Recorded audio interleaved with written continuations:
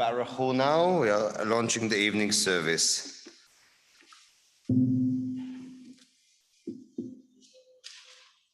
Who is sharing?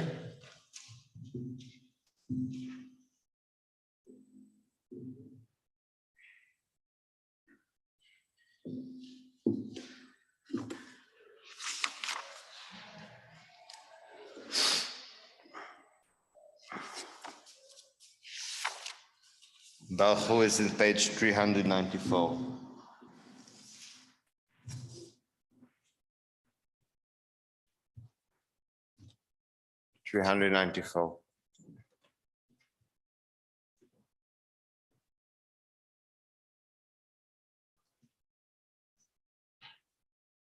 Okay, let me just move on. Okay, let me just move on.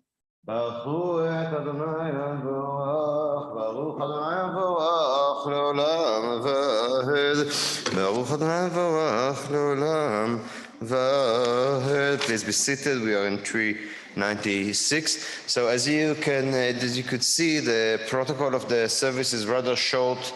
Service is a Yom Tov evening service, and we're not having any of the Shabbat component. 396, blessed are you, eternal Lord God, ruler of the universe, who speaks the evening into being, whose wisdom opens heaven gates, and whose understanding changes times and seasons, and who arranges the stars in the heavenly courses according to plan. You are the creator of day and night, calling light away from darkness and darkness from light, transforming day into night and distinguishing one from the other. Adonai Tzavaot is your name. Ever-living God, may you reign over us into eternity. Praised are you, Eternal One, who brings on evening Baruch Atah Adonai Hama'ariv Aravim. And then in the following page, you see there's a short line for every festival. We are in Shavuot, in the middle of the page, 397. How do we find God? We find God revealed in the order of the physical universe, in the compassion of the human heart, and the guiding wisdom of Torah. Ahavat Olam 398. Ahavat Olam Beit Yisrael Am Havta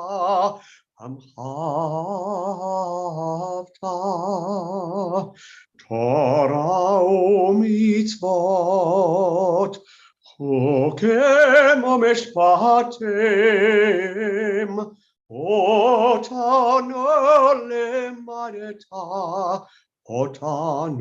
limadeta Magen Adonai Eloheinu b'shofenu uvkomenu nasiach b'chokecha v'nismach b'divrei Toratecha u'mitzvotecha le'olam va'ed Ki hem hayenu ve'orech yameinu Uvahem nege yomam v'layla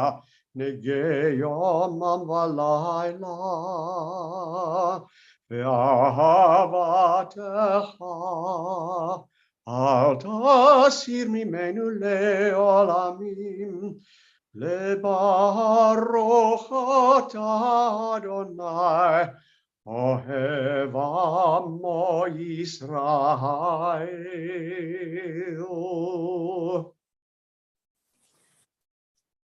So this is a good moment to welcome everyone again. We had a bit of a rush in with the procession, so welcome and hello to everyone I haven't greeted them formally. Welcome to everyone. Thanks for being here with us today. Happy birthday to those who celebrate. Tessa, happy birthday. Sue, happy birthday. Thank you, thank you, thank you. Good. Are we in a position to have the video for the Shema? Yeah. So as we are celebrating, this is what we're celebrating, the standing in Sinai, all of us together, Ke'ish Echad Belev Echad, one people in one heart, and reciting all together, putting our hearts to the Shema Israel, Hear O Israel, Adonai, the Lord is our God, the Lord is one. We are on page 400, 401, and let's recite this together.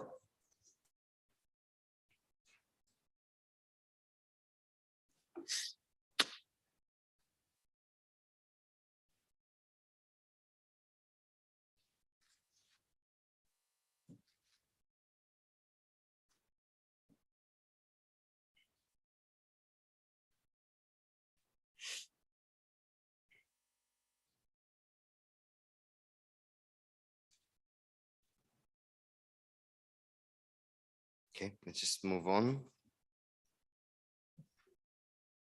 Can we have it? Should we move on? Let's have it. Try. No. Okay, let's just recite it together. Let's recite the Shema together. Shema Israel Adonai Eloheinu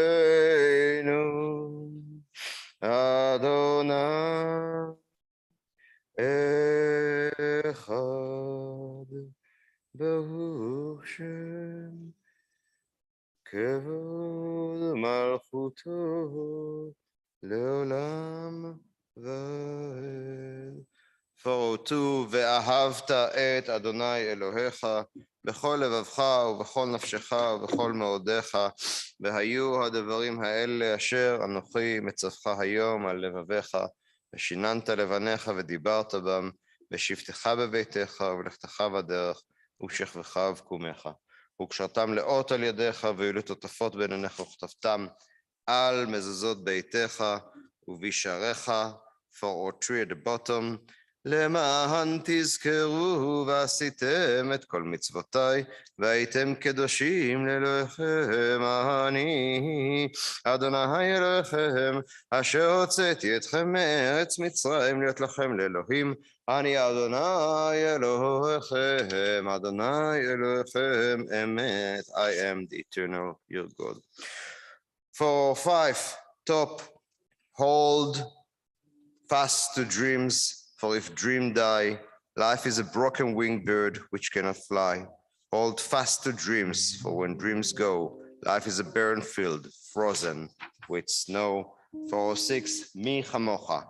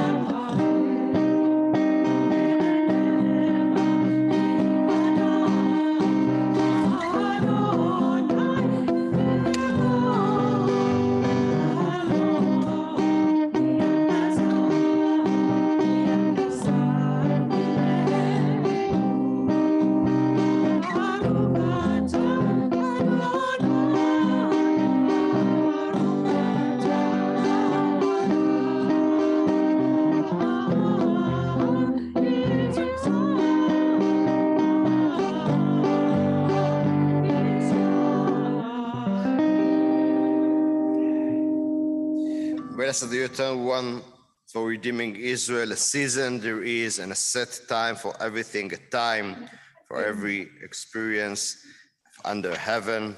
And we are reading in 409 at the top. Blessing for our togetherness, for how we are holding each other. We're saying, let there be love and understanding among us. Let peace and friendship be our shelter from life's storms. Eternal God, help us to walk with good companions, to live with hope in our hearts and eternity in our thoughts, that we may lie down in peace and rise up waiting to do your will. Blessed are you. Blessed is the guardian of Israel, whose love, light, all the world. ברוך אתה אדוני, הפורס סוכת שלום עלינו ועל כל עמו ישראל ועל ירושלים. Frost עלינו, סוכת שלומך, spread over us, your canopy, your shelter of peace. ופרוס עלינו סוכת שלומך. So, ופרוס עלינו סוכת שלומך. Baruch atah Adonai, haporei sukat shalom. Aleinu ve'al kol amo Yisrael, ve'al Yerushalayim. Ufros aleinu sukat shlomecha. Ufros aleinu sukat shlomecha. Baruch atah Adonai, haporei sukat shalom. Aleinu ve'al kol amah Yisrael, ve'al Yerushalayim, ve'al Yerushalayim, ve'al Yerushalayim. Amen.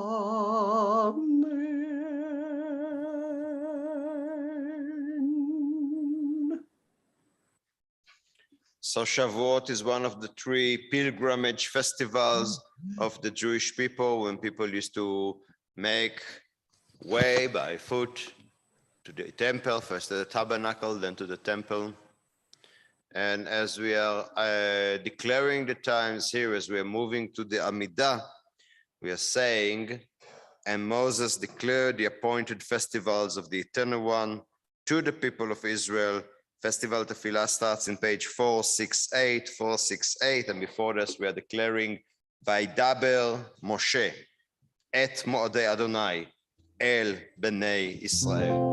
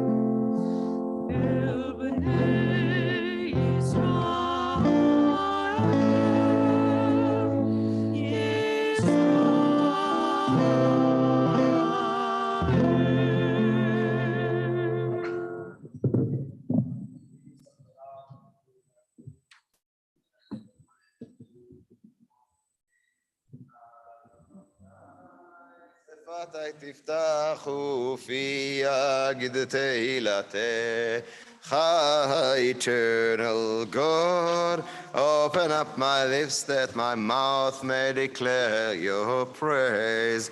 ברוך אתה אדוני אלוהינו ואלוהי אבותינו ואמותינו, אלוהי אברהם, אלוהי יצחק ואלוהי יעקב, אלוהי שרה, אלוהי רבקה, אלוהי רחל ואלוהי לאה, האל הגדול הגיבור והנורא, אל עליון גומל חסדים טובים וקונה הכל, וזוכר חסדי אבות ואמהות, ומביא גאולה לבני בניהם למען שמו באהבה, מלך עוזר ומושיע ומגן. ברוך אתה אדוני מגן אברהם ועזרת שרה. אמן. 472. אתה גיבור לעולם אדוני, מחיה מתים אתה רב להושיע, משיב הרוח ומוריד הגשם, מזריח השמש ומוריד הטל, מכלכל חיים בחסד, מחיה מתים ברחמים רבים, סומך נופלים ורופא חולים, ומתיר אסורים, ומקיים אמונתו לישני עפר. מי כמוך בעל גבורות, ומי איתו מלך, מלך ממית ומחיה, ומצמיח ישועה, ונאמן אתה לחיות מתים. ברוך אתה אדוני, מחיי המתים. Amen. 473 at the top. Your mighty God renews the earth with the dew of light and blessing. Let the earth be illuminated and blessed. With the dew of joy and delight, let the earth rejoice and sing out. With the dew of life and well-being, let the earth be revived and improved. With the dew of redemption, let the earth be redeemed. לברכה ולא לקללה, לחיים ולא למוות, לשובע ולא לרזול, for blessing, not curse, for life, not death, for abundance, not want. 474, אתה קדוש ושמך קדוש וקדושים בכל יום יללוך הסלע, ברוך אתה אדוני האל הקדוש. אתה בחרתנו 478.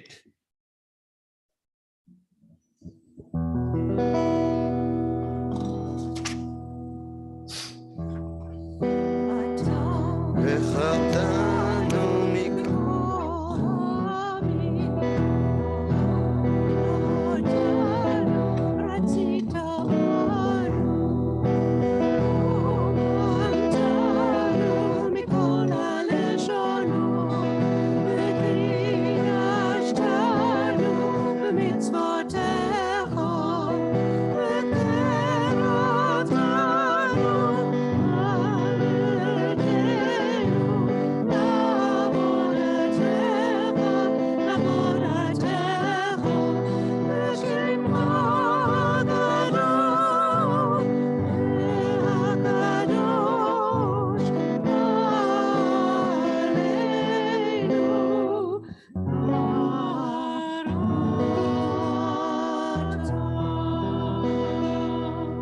תיתן לנו אדוני אלוהינו באהבה מועדים לשמחה חגים וזמנים וששון את יום חג השבועות הזה זמן מתן תורתנו מקרא קודש זכר ליציאת מצרים. 480.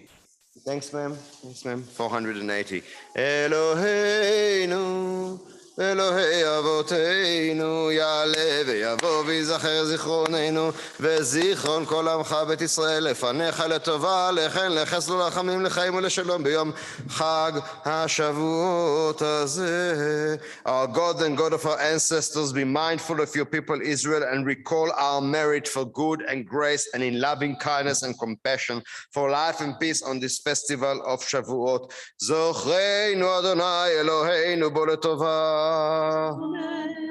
ופוקדנו בו לברכה והושיענו בו לחיים.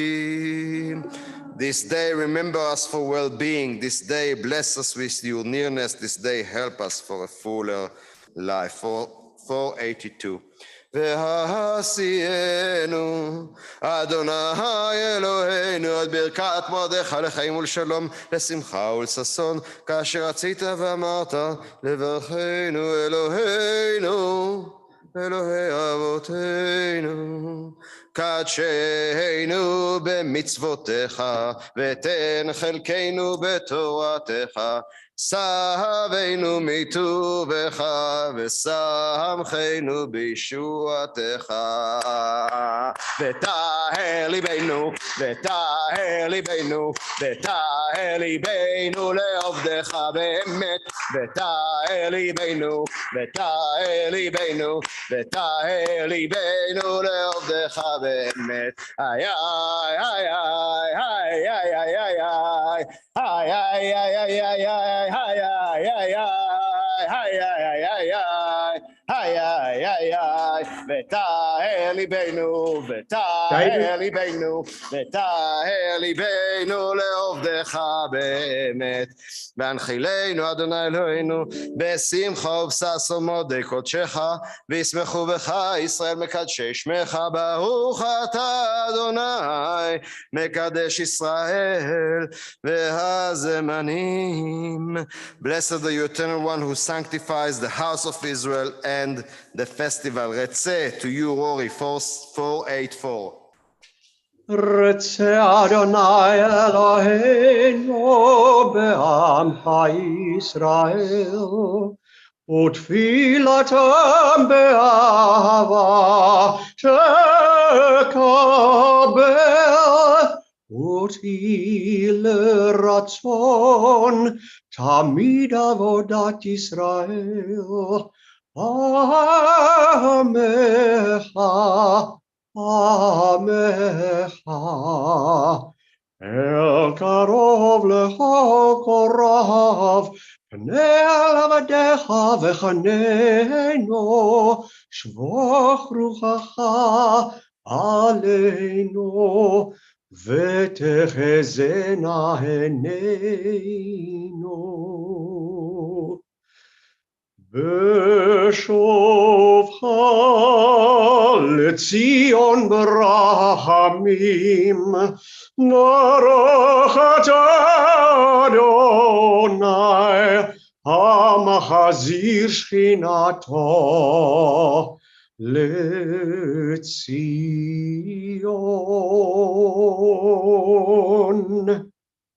487 at the top. Our ancestors acclaimed the God whose handiwork they read in the mysterious heavens above and in the varied scenes of earth below, in the orderly march of days and night, of seasons and years, and checkered faith of humanity. Lift up your eyes, look up. Who made all these stars? Baruch atah Adonai, hatov shimcha, ulecha na'el leodot. Your name is goodness, you're worthy of thanksgiving. And final blessing on the sequence, Shalom Rav, 488.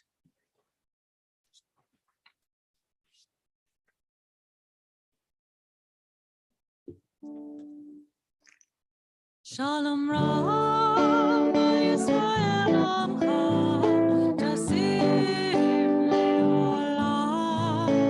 Shalom Rav, Yisrael Amcha, Tasim Leolam.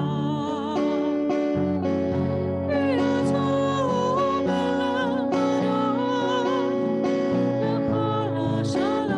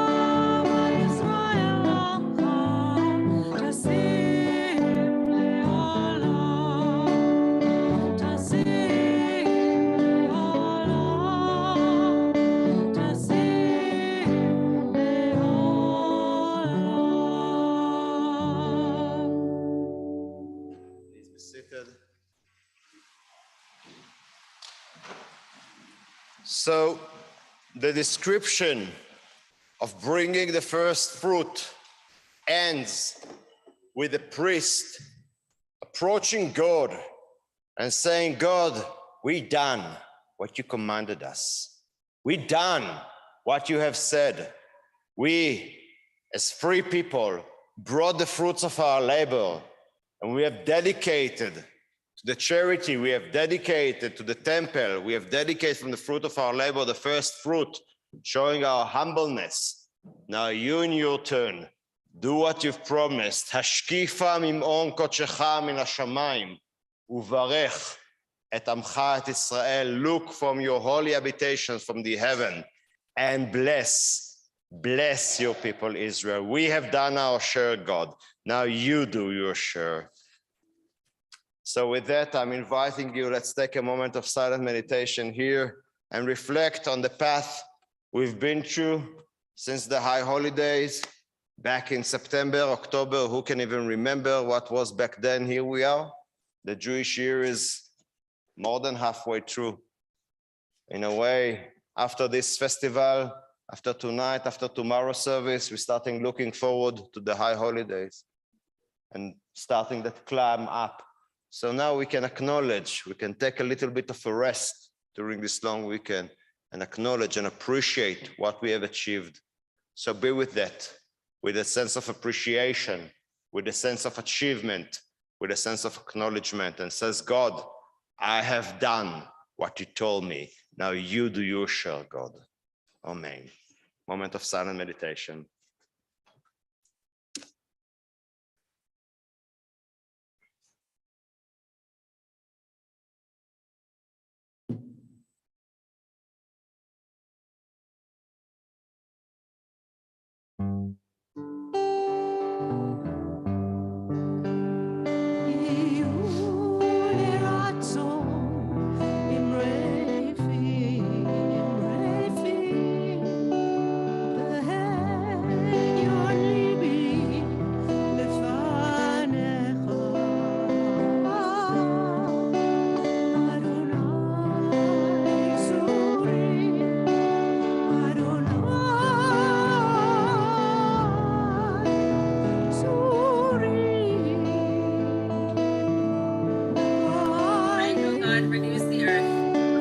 And blessing, let the earth be illumined.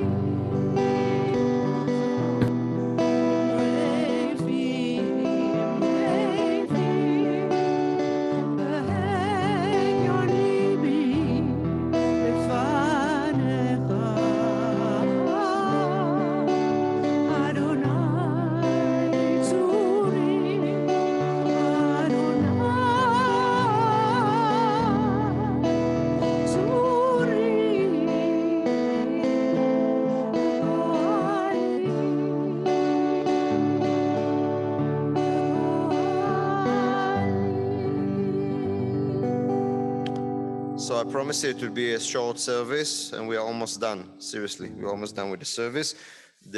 After the Amida in the festivals, there's an element called Hallel, element of the Psalms. Tonight we are doing the short version. Tomorrow morning we'll do the long version. Please join me in page 558. 558. We are done in a few minutes. We're done in a few minutes. 558. And we are blessing, Baruch Ata Adonai, Eloheinu melech haolam, asher kitshanu b'mitzvotav v'tzivanu לקרוא את ההלל. Blessed are you, eternal our God, sovereign of the all, who heals us with mitzvot, commanding us to recite the hymns of praise.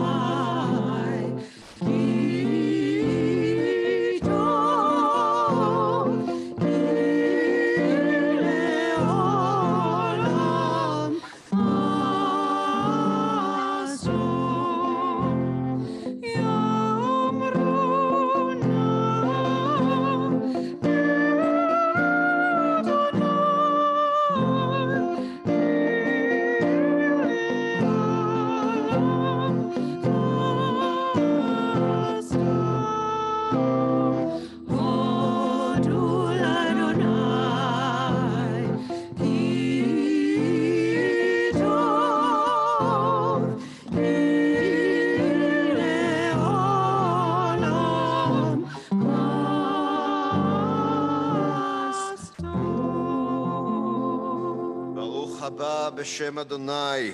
Welcome those who come in the name of God. Berachnuchem mi-beit Adonai, as we greet you from the house of the Lord. Eli ata ve'odeka Elohai our Mecca. You are my God, I will praise you. You are my God, I will extol you. Hodu l'Adonai ki tov, ki le'olam chasdo. Praise the eternal one, for God is good, and God's steadfast love is eternal. Friends, we are really starting to conclude. We're moving to 598, to the Kaddish. Please let us rise together and honor, as we say the Kaddish, all the generations of our ancestors who led us, and we are carrying them in our body, in our DNA, we and our children. We carry the DNA and the memories, the spiritual DNA and the actual physical DNA of all Jews, of Judaism. When we say that all Jews stood together on Mount Sinai, and God is telling Moses, you are standing all before me. Those who are present and those who are not present, that's us, all the generation of the Jewish heritage. And we, being the promise to deliver this deliver this heritage to the generations to come. 598. Itgadal v'itkadash shmei rabba בעלמא דיברה חירותי וימליך מלכותי בחי יחון וביום יחון ובחיי דכל בית ישראל בעגלה ובזמן קריב ואמרו אמן. יהי שמי רבה מבורך לעלם לעלמי עלמיה.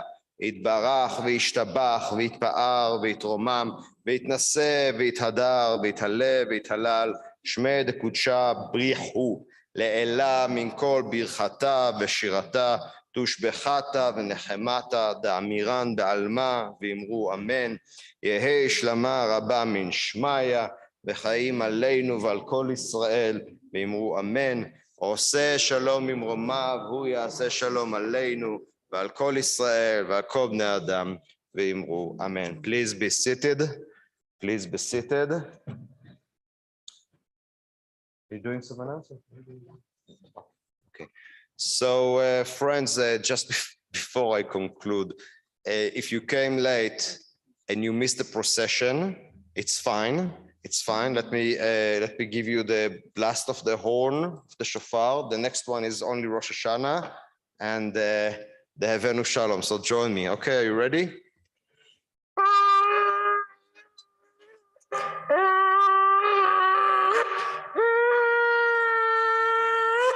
Havenu Shalom Aleichem, Havenu Shalom Aleichem, Havenu Shalom Aleichem, Havenu Shalom, Shalom, Shalom Aleichem, Havenu Shalom Aleichem, Havenu Shalom Aleichem, Havenu Shalom Aleichem, Havenu Shalom, Shalom, Shalom Aleichem.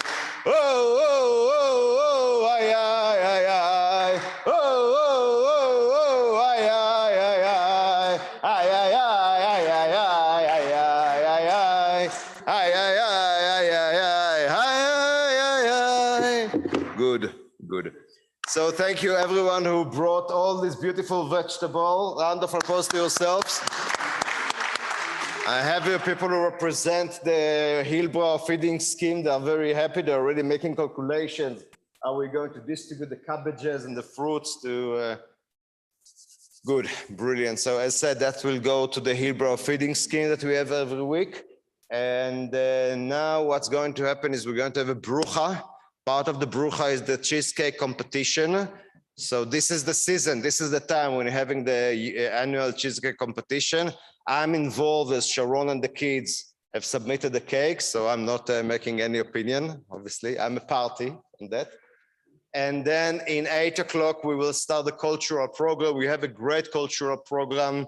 Professor Williams had been interviewing Judge Albie Sachs, and Robin was filming it, and thank God for bringing it together. That's going to be very rich. We're actually going to get only part of the full interview. We're going to hear about the process. We're going to have Johnny Brenner talking to us about representation, art representation. of the giving of Torah. By the way, I visited this week the exhibition, her newly exhibition, and I invite you all to visit. So if you want more details, please speak. And Dr. Wayne Stables will talk to us about Freud and Moses, very interesting story related to the history of psychoanalysis, to the history of psychoanalysis, but also to the cultural heritage of Judaism and to the development of our understanding what is spirituality and what is transition, understanding of transition from generation to generation. So with that, that's our program for tonight. That will take us until 10 o'clock, give or take. And then tomorrow morning, I'm going to lead a service here from 9:30 until 12-ish, give or take, with all other shuls, progressive shuls of Gauteng. That's the program for this festival. God bless you. Thanks for joining us. Please join us for the Brucha, and we'll conclude with Adon Olam.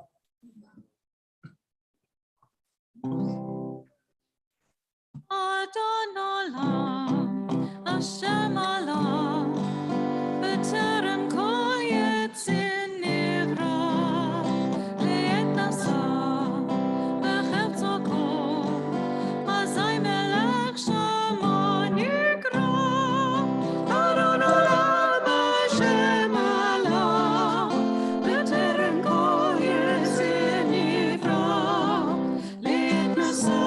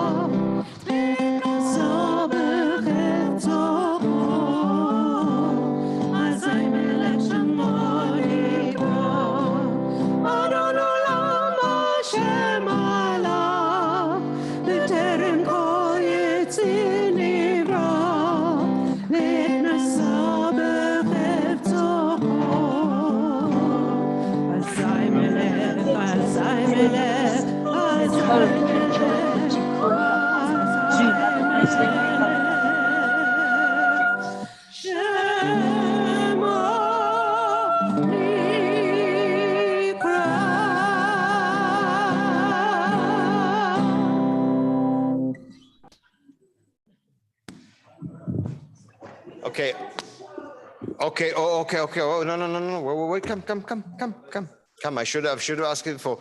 Okay, I'll just announce in the meantime that the people on Zoom can stay and watch the tikkun on the same link that we have. Let's see the Omel Workshop. So we were having a workshop for the 47 weeks of the Omer. Come. 49 days. What did I say? 47 weeks. What? 7 weeks. Oh, sorry, 7 weeks, 49 days. Hold it straight. Hold it straight. Yeah. Working Hak Sameer, everyone. Hak Sameer. So, I mean, when Tessa walked to me and she showed me her piece of art, I was blown away. I mean, we've been doing this on Zoom, and I've been conducting, basically talking about the Sephirah of the week, and Tessa has been conducting the artwork.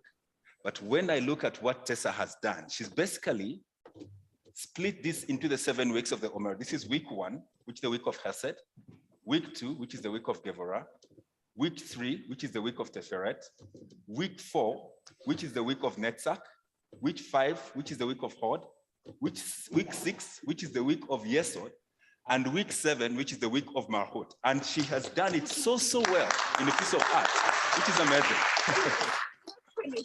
So today, we've basically, now we're on the 50th day, which is basically Shavuot. Thank you so much. Thank you. Yeah.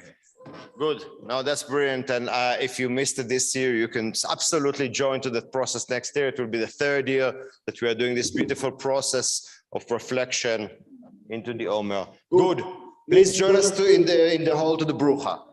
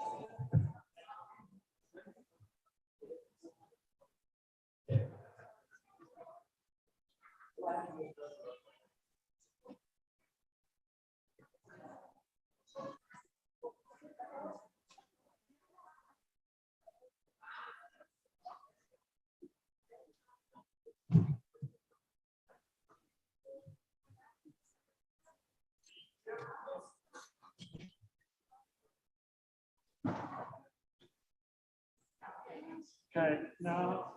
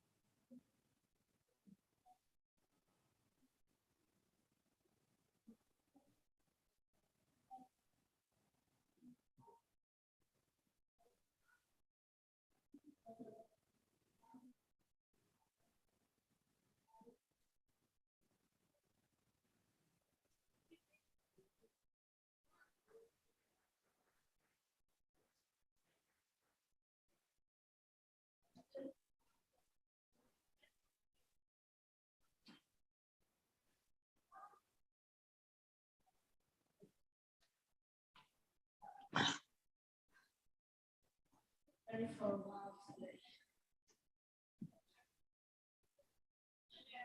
Let's leave the simple. Let's leave the meeting. Okay.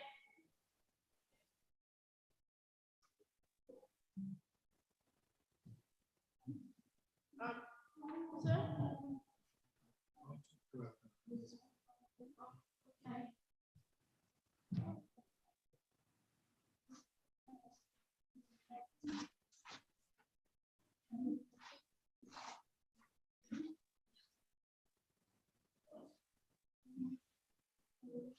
Okay.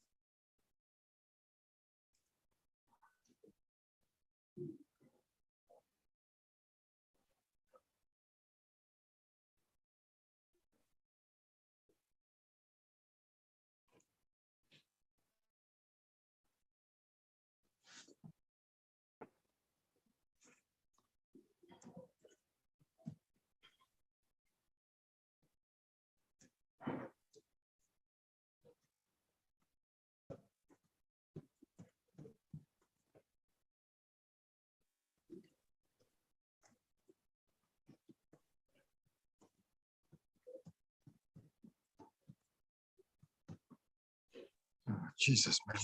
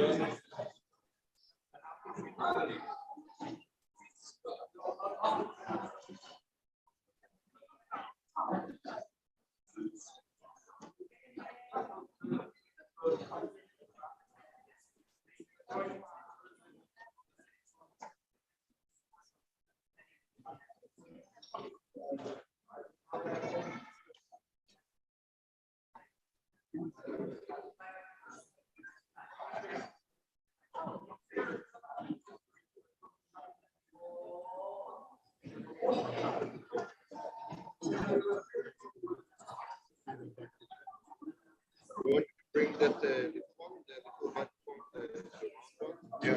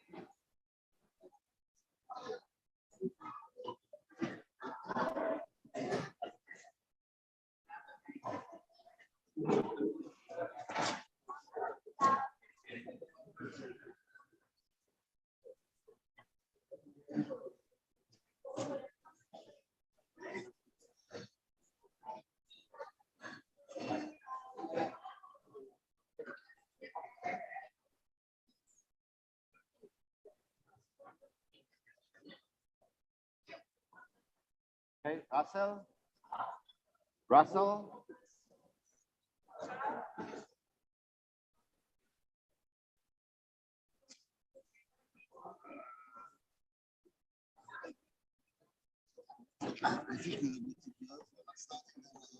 A little bit of audience, yeah, exactly. Can we start, I think, right now? Let's get going.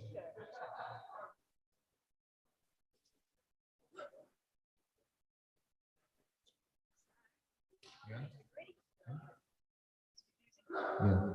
So shalom, friends. Those who are interested to join us. Those who are interested to join us for the. What just happened here?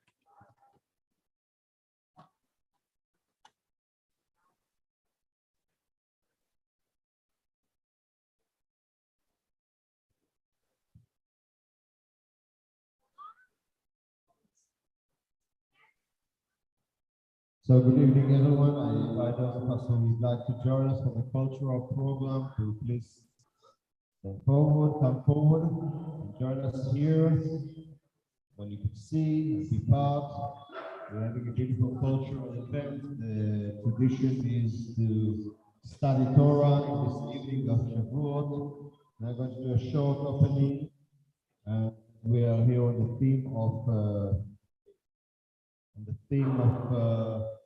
engraved, on the theme of art.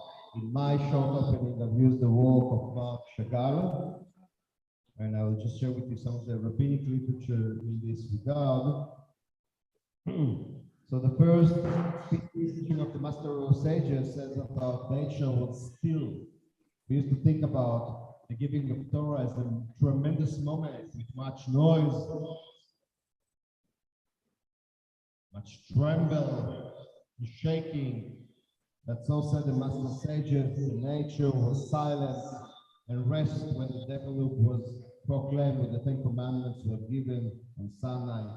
No animal made a sound, no fowl flew. The very angels kept silent and desist from praising before God.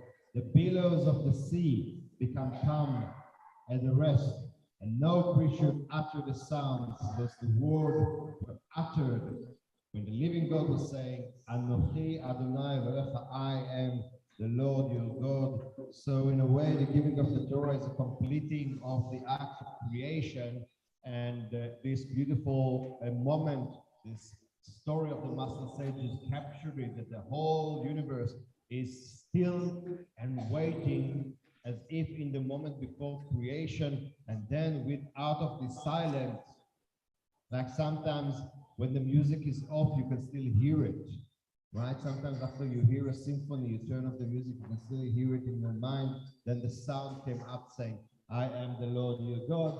And here you can see on the Marc Chagall picture, you see the fish and the fowl, and the creatures, and I'm sure, I cannot vouch for it, but I'm sure that Marc Chagall had this rabbinic story in his mind. This is quite known one.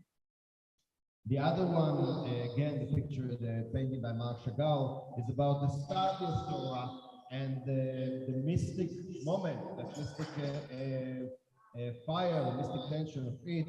Rabbi Yossi, the priest, went and recited these matters of Torah before Rabbi Yochanan ben Zakkai, who said to him, oh, he's praising him, he's saying, happy are all of you. Happy are you, the mothers who gave birth to you. Happy are my eyes, they saw this. Students such as this is praising the students for teaching him the Torah. The master is praising the students for teaching him back in turn. He says, how happy are your mothers? Happy I am. Perhaps such students. Happy are my eyes to see. For I saw in my dream that we were all seated at Mount Sinai, and a divine voice came from us from heaven, and it said, ascend here to the large hall and the pleasant couches that are made for you, your students, and the students of your students. You're all invited to be among those who will merit to welcome the divine presence.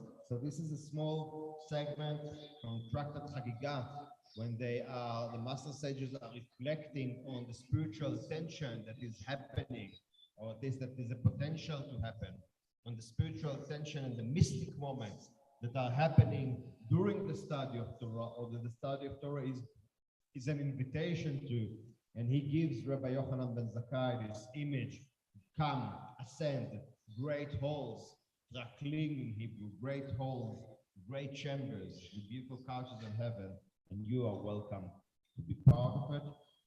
And the main thing that we see again, you see Marc Chagall reflecting on the giving of Torah, and this is the theme that we've chosen, Michtav Elohimu Charut al Luchot. So this is a verse from Exodus, that the letters are engraved.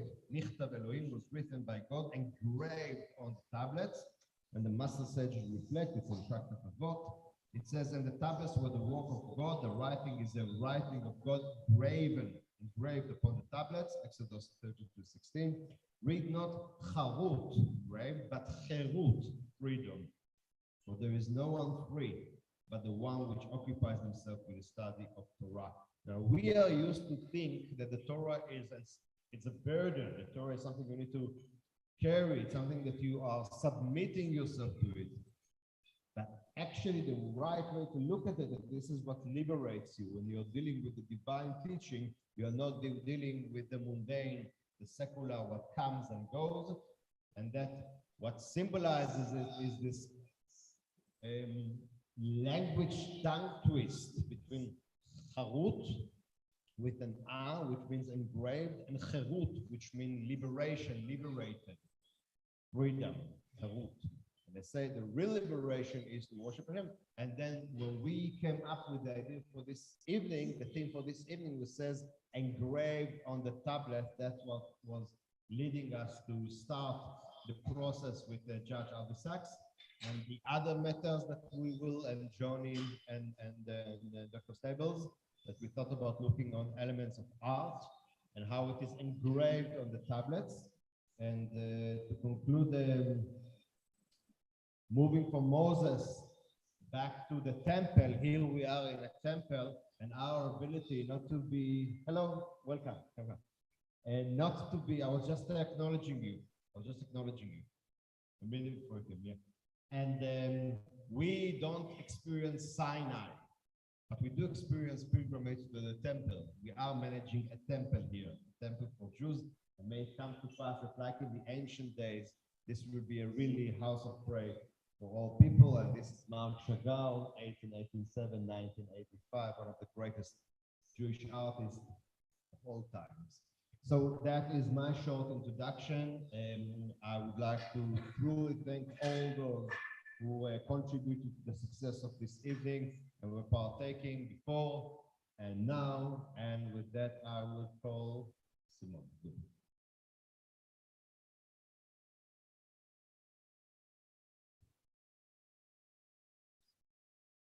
Thank you so much, Rabbi. So a little while ago, Paul Davis, our president of our community, suggested that we interview Justice Alvin Sachs and ask Omel Williams to do the interview. And it started out just as a small idea. And then it grew and it grew and it grew. And the result was an amazing day at the Constitutional Court. And Professor Williams and Robin filmed the video, and they're going to tell you a little bit about the process. And you're going to get to watch a small introduction of the video today, and the rest of it will be shown down the line. But the whole process was just something really, really special. It fits in very well with the things we're doing today. So I'm going to call on Robin and Merle to introduce and talk a little bit about the process, and then we'll show you a tour.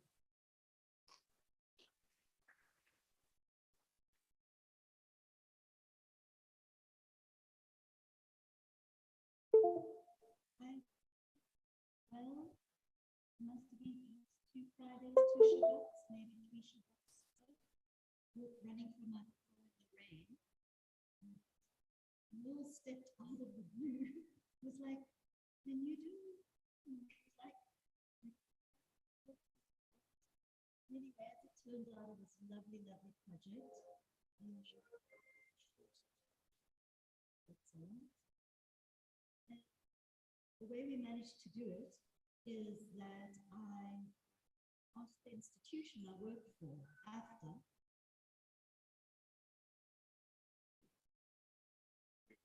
turn it up because otherwise we hear you. So I asked the institutional report after if we use their equipment and give the opportunity to I teach this grade, I teach the students, if we could use them to film, and we got a resounding yes. Obviously, Judge Albert Sachs was involved, and then also just that we had a very kind support from Merle, who was very conscious, and I'm committee, I don't know the background. We agreed to cover the petrol costs of the students, be able to at least feed them on set some sandwiches, and then to just cover the costs, as it turned out, of a technician who needed to correct some things, and then three students yesterday. So basically this is how it worked. Tuesday, we went and shot at Constitutional Court. Wednesday, we downloaded the footage. Thursday, I managed to get some time off from teaching, went and looked at most of the footage. On Friday, with 3 students, we managed to do a rough cut of 14 minutes. So we were super proud that we managed to get to 14 minutes. I think the reason we got to 14 minutes is because such gems were being spoken, such wise words, such interesting engagement. I was really, I managed the actual shoot and the production and direction, but it would have been absolutely nothing without Merle, who had so strongly and consciously thought through the topic. And obviously Judge Albert Sachs, who is incredibly generous and also really very knowledgeable about film. So what we're going to show you tonight for 14 minutes, please understand, is that it is rather basic, in that it hasn't been graded, it hasn't got a sound mix. So you're very used to watching now DSTV or whatever, sound is modulated. So we haven't had time or the resources to do that at all. So what we're giving you is part of their burns approach. Also in terms of, we managed to shoot probably about 2 hours worth of footage that day. So we haven't had time to go through every visual, every shot. We have one crew going off, filming what they call B-roll images. And so I thank Beta Manuel for giving myself and our students an incredible engagement and opportunity. It was like they came back from the day saying that they felt shifted, changed, a day of Constitutional Court, listening to 2 brilliant people like we did. So I hope I can finish speaking because I've spoken. No, what about Anything else I can tell you? There we go. no, but Meryl? And also, Do you want maybe to watch first and then you want to speak? How do you want to manage?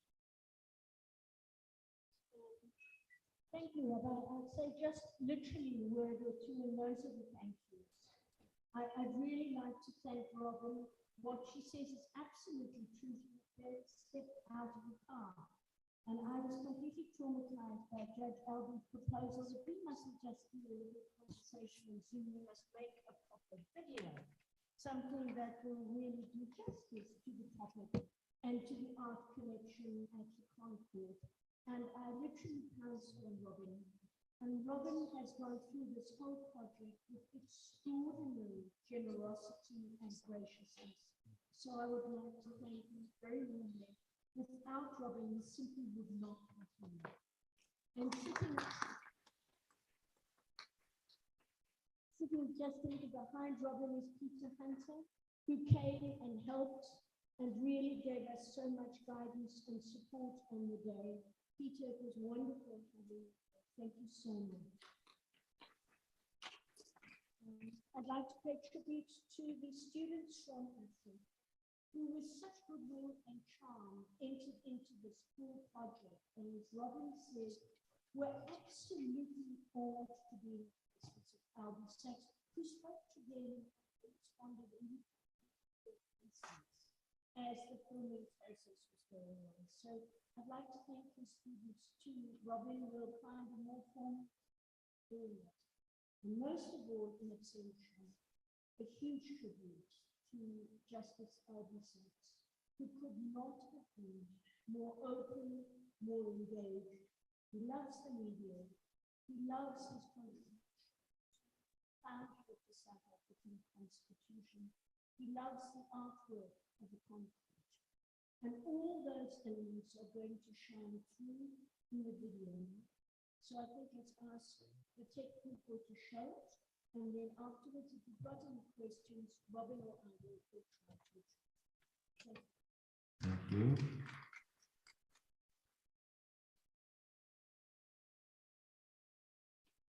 So I'm hoping we'll make it into a full documentary, a co-production of APTA and of Meta Manuel.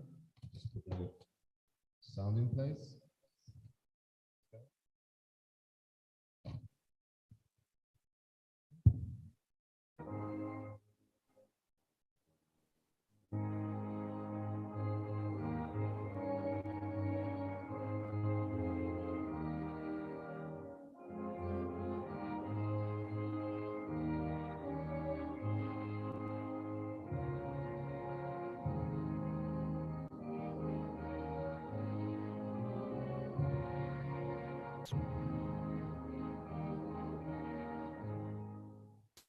As we walked into the Constitutional Court this morning, all sorts of people came flocking to meet you and to greet you and to catch up on your news. How does it feel to be back here? The feeling then for me is quite overwhelming to be back in the setting. It is a setting of hope, of imagination, of creativity, of people working together, judges and architects and buildings and construction workers, and then getting the carpets and the chandeliers and the doors to be done with the hands and the eyes and the hearts of great South African artists and people who don't even know that they're artists from the rural areas in different groups with their imaginations coming into this building. It's that wisdom of ordinary people, the hopes of ordinary people distilled in concepts of basic rights that everybody should have. It lies at the heart of the Constitution Project. It's an extraordinary place to be, and one does feel that sense of elevation and of specialness of being in this location. But what brought us together initially was a proposal from Beit Emmanuel Progressive Synagogue or Beit Emmanuel Shul to think about the notion of engraved on the tablets. And that was prompted by the idea of the giving of the 10 Commandments on one hand and the magnificent wooden doors of the court.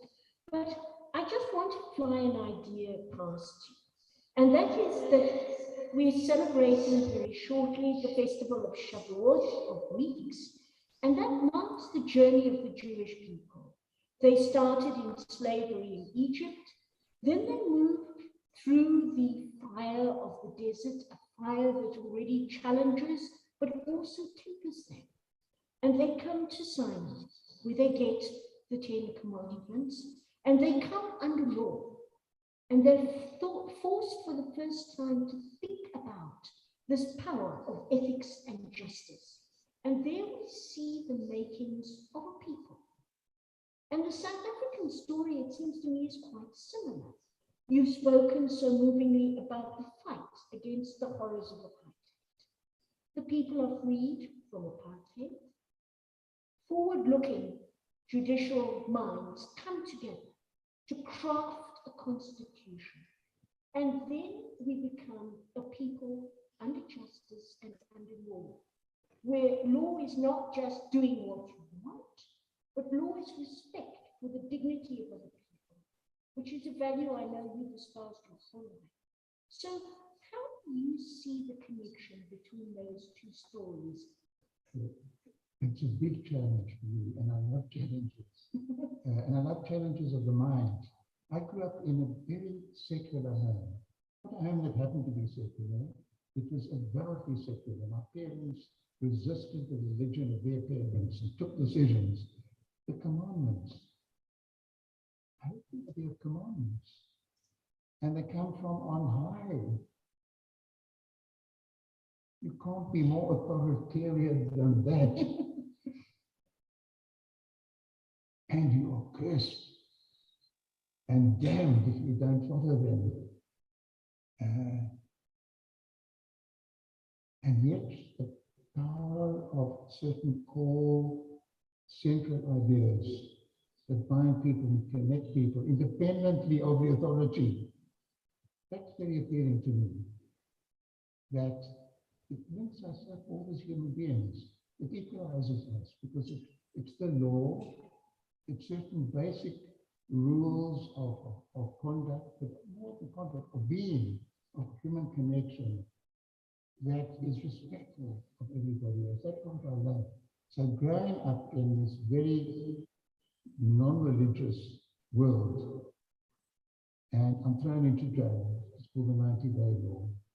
I'm an advocate, I'm entering my chambers, I'm dressed in my suit, and I'm in prison. I'm locked up with nothing, sitting on the floor, and the only book I have is what is called the Bible, the Old Testament, the New Testament, the Bible. And I ration myself. If I'm going to be locked up for years with only one book, I mustn't rush through it. 2.5 pages a day. It was part of a sense of some control in a world where you've been totally controlled by others. You can't do anything except breathe and maybe sleep at night and sing and walk around, and no one to speak to. I'm hoping so much that I will get consolation and support and a feeling of humanity from the stories. I'm shattered. It's so harsh. It's so harsh. It's smiting enemies and smiting, that word smite appears so often in that version. Sometimes down, raising a village and a city down to the last dog and cat. I want to resist the idea of law as a commandment that you get punished for if you disobey, and elevate the idea of the law as something intrinsically beautiful and fair and just and connected, that people embody in their living and their relationships, because that's what they want to do. That's how they feel. That's how human beings should connect up. And then the idea of the judge, who constantly has in mind not the terrible swift sword of justice that's going to purge the world and exterminate evil, but the judge is the plowshare, turning up the hard soil of distance and loftiness and compassion, and allowing the humanity in people to blossom and grow. I think the Bible is an extraordinarily difficult and uncomfortable book. But the congregation of Beit Elohim, I think, is very much committed to the prophetic tradition, which is a tradition of dignity and of social justice, and of the idea of tikkun olam, or of being here to repair the world, knowing that we are flawed humans. Like all the families in Genesis, my friend and colleague David Wilczek often says Genesis is the story of dysfunctional families. So we're not faced with people who are perfect. We're faced with people like us whom we can relate to. But most of all, I want to come to what you were saying about the problematics of the Ten Commandments. And the Talmud has a terrible image that when the children of Israel were given the Ten Commandments, God held the mountain over them like a tub, and he said, accept or else. And I can't think of a more shocking image of coercion. I'm mindful of T.S. Eliot's comment in his poem, The Hollow Man, that between the idea and the reality falls the shadow. So we have this magnificent site here on Con Hill, and yet we are living in the wake of an inquiry into state capture. Many of us are conscious of corruption, all levels of government, and how do you feel about that as one of the prime imaginative forces behind an architect of our Constitution? we must never, never, never, never let go of the possibilities of the ideal, of something worth striving for. And that's the measure in which we say it's unacceptable that there is huge inequalities with millionaires and billionaires and trillionaires literally earning so much money they can fly to the moon or Mars. That's crazy. And millions, billions of people on Earth without shelter, without food, without education, without health. So we don't abandon ourselves to despair or to demoralization. Okay, we can deal with these things. We brought apartheid down, a horrible, ugly system of institutionalized, organized racism. It's still a huge amount, the sea of racism in this country, but it's not acceptable. In a sense, the more tragic and unacceptable conditions are and experiences are in this country, the greater the need for witness. The more important it is to have that flame of hope, of justice, of rationality. So sitting here on this, literally on this bench, in this library, being filmed by young people who are now the great-grandchildren of those who were lost, people to be brutally directly victimized by that. I feel a sense of jubilation, of breakthrough, of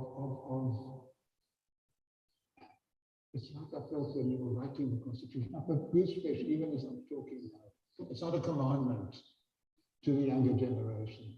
It's not saying thou shalt or thou shalt not. It's saying this is what we were feeling, what we were believing, what we wanted, what we were willing to give our lives for, what our blood up for, thrown to prison for. These are those ideals, they do matter. And it is important to keep that spirit of it's a kind of love for humanity, love for the world, love for nature, environment, love for your fellow human beings. It's, if you like, if one can turn that beautiful concept into a verb, it's Ubuntu-wise. It's so interesting.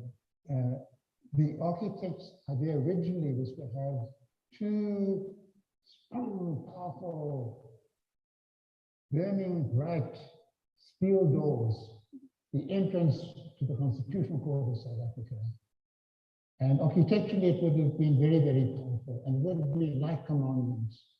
And we said no. We said no. We said no. People in this country are scared of modern buildings. They frighten them. They represent power, majesty. And we want a court that's welcoming and open. And instead of steel, can't we have wood? And I remember them saying, it would deteriorate. And we said, come on, you know, these cathedral doors are 600, 700, 800 years old in Europe, and they're still going strong. So they said, okay, they were convinced. But then it wasn't the judge's decision or the architect's decision of what to have. We had a competition. Here are the doors. Come with your ideas of what we want. And before that, we'd had a meeting in the Old Fort prison in one of the yards. Something like 75, 80 artists were sitting there, surrounded by these big prison walls. And we said, we're building a constitutional court. We want your imaginations, your hands, your technique, your art, your skills to be imparted and pressed into the building. We're going to have competitions. And this is one of the competitions that we had. And the German artist, Andrew Prosper, he had been working with the theme of, if you just look here, can you see the hands, the human hands? And he came up with the idea of the 27 themes in the Bill of Rights, protected rights, being represented in sign language. And he worked with a team of Zulu-speaking artists in Durban, and they made the tablets. So these are our tablets. I also like the way in which each of the carvers has actually recorded his name here in relation to his own artwork. So if the commandments couldn't have been more theocratic or even theocratic, these couldn't have been more democratic. The idea, the process, the feel, the contact. And the heartfelt dedication of the judge to the idea of justice and doors that are wide enough to have entry for everyone. Think that's it for her?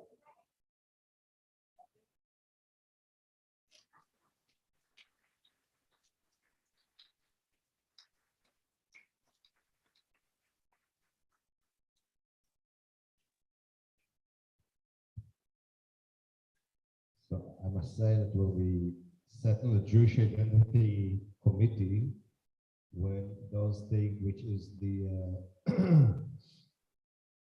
the workshop, we're workshopping the hub, we are thinking what should we do and how should we do, and we said what should be the theme for this year. And I had this intuition of engraved on the wheel, engraved on the tablet, and then we worked on that. And then I remember that it was David Beashitz who took me when I first came to South Africa to see the Constitutional Court, and I remember how impressed I was with the doors, with the idea of the Bill of Rights. So I really want to thank you, and I think we have time to take some questions. Prof. Williams, Prof. Horwitz. Okay, so if you want to, if there are comments or reflections, come.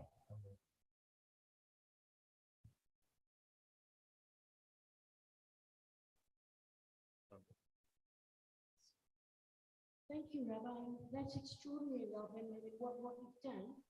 And I think any film creates the need to cut. But I do just want to say that one piece needs to be restated, please. And that is where I talked about the Talmud and hub being held over the people. I then went on to talk about Emmanuel Levinas and the ethical. And I think the way it is now, it gives perhaps a slightly slanted sense of what I was saying.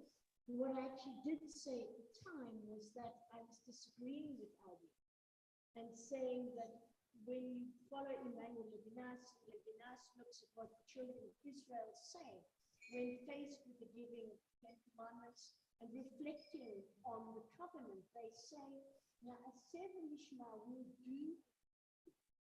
And the argument I was having with Judge Albi was, that sounds like slavery established. Oh, we'll just do what we want to figure out what it means afterwards.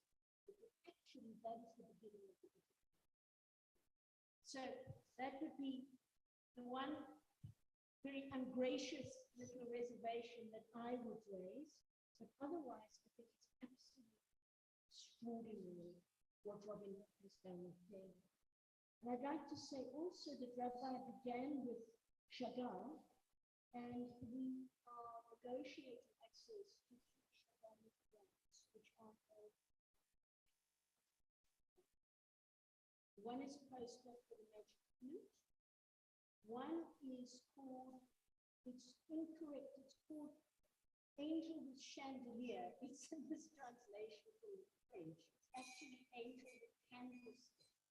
And it's a detail of Chagall's image of Jacob's dream. And it's an extraordinary, vivid image of dreams and dreaming.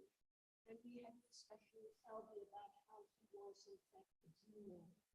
And then the third of these is called the Age of Judgment, and it's to do with the expulsion from evil, from Eden, I beg your pardon, and it shows Adam and Eve as a strange kind of double-faced figure. So when we can get permission, we would like to film those and talk more about the Jewish dimension and how that connects with the constitutional court and concrete values. But all I want to say now is the most profound thanks to Robin for all she did and for Peter and the extraordinary work that was done using the students, the talented students, but these were not professional camera staff, science, and they produced videos.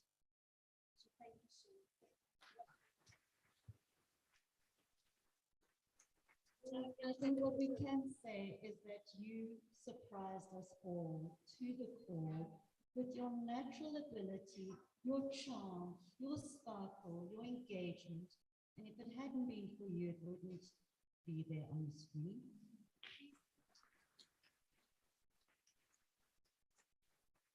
May I also just say that I am well aware of that Emmanuel Levinas gap, and there is a little story attached to it that I was also teaching the day that we were editing, so I was running in and out, but I got a WhatsApp phone call from the editor, so I said to the class, just hang on one moment, please give me just 5 minutes, and there was this young Shingisa Tengendera on the phone saying, I can't make Emmanuel work. I just can't fit Emmanuel in. That bike doesn't work. I was like, okay, just keep moving on. Otherwise, we're going to be here later than what we were last night. So, point taken. We did try and get that out, and we were cutting between a lot of cameras also at the time. Just to say also that Peter and I were very blessed on the Monday before we shot to go and do a scout at Concord, and they'd hung the 3 Chandelier photographs. We went in and got very excited about it. Okay, so Merle can sit there and I'll be over there. Unfortunately, by the time we got back to school, we heard that we hadn't got the Dalrymple permission. So we did get a glimpse of those 3 beauties, and we will hopefully get to do them again. And then, yeah, I'm so pleased that you have responded well. It means that there's some kind of conversation that is making sense, and it's not that easy. We've probably got about 2.5 hours of footage. So we will be obviously weaving in visuals, we'll do audio, we won't necessarily have a title sequence like that. That was just for the work in progress, and thanks for the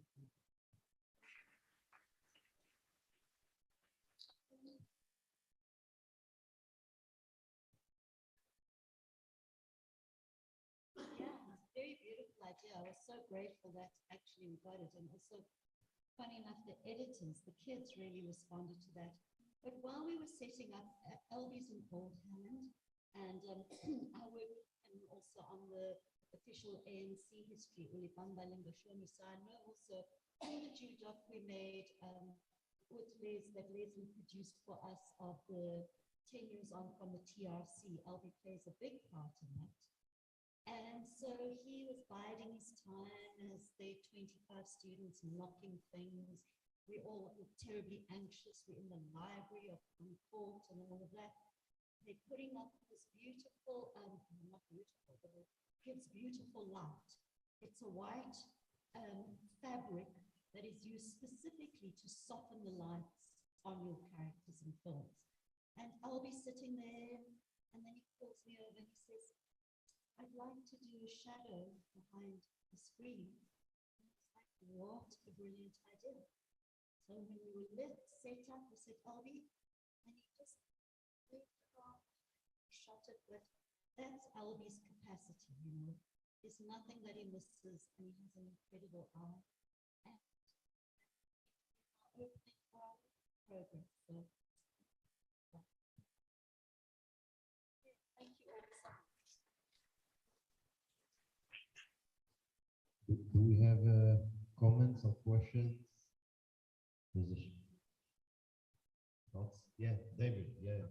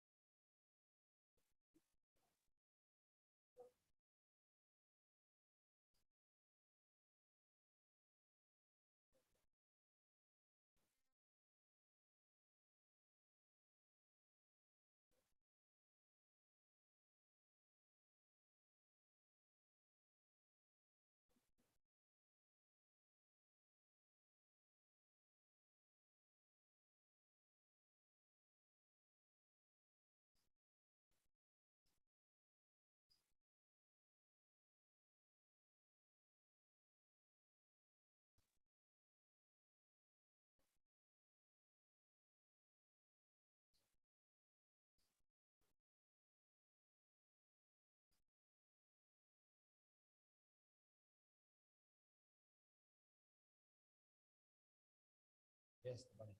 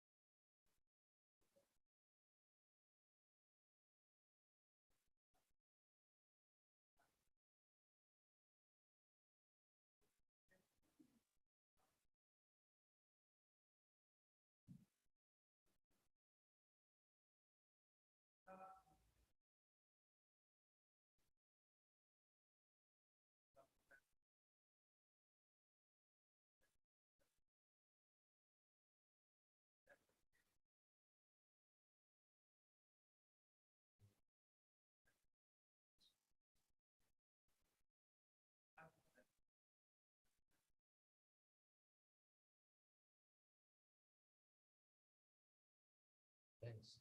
Thanks for that. I think what I wanted to, this is a good place to conclude with your comment, because what I want to highlight is the connection between the idea of the Ten Commandments and the Bill of Rights, the rights of the Bill of Rights, which are engraved on the doors of the Concord. I think that that message is passed, so we can move on, and we're looking forward. We'll have to think, oh yeah.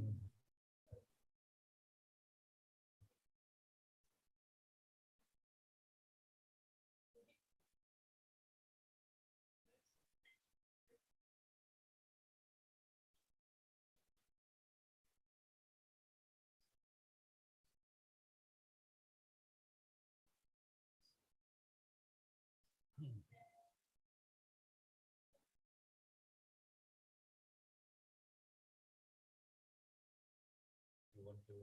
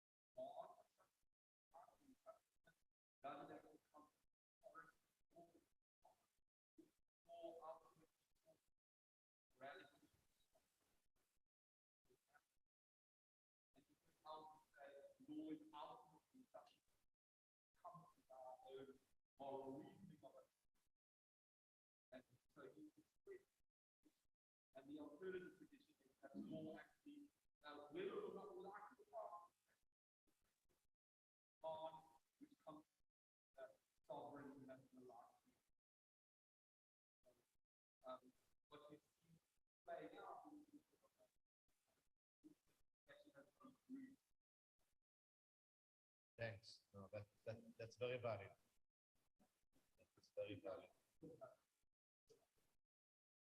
So I think that gap is a good place to introduce the next speaker, because that gap is exactly the gap between the law, who sets a set of expectation, and the failure of the people to stand to the expectation, which is a manifest in the moment when Moses is coming down from the mountain and he sees the people worshiping the golden calf with all the symbolism of the golden calf in our time. And I'd like to call Johnny Brenner, an artist and lecturer of art and teacher and a friend and a congregant. Thank you.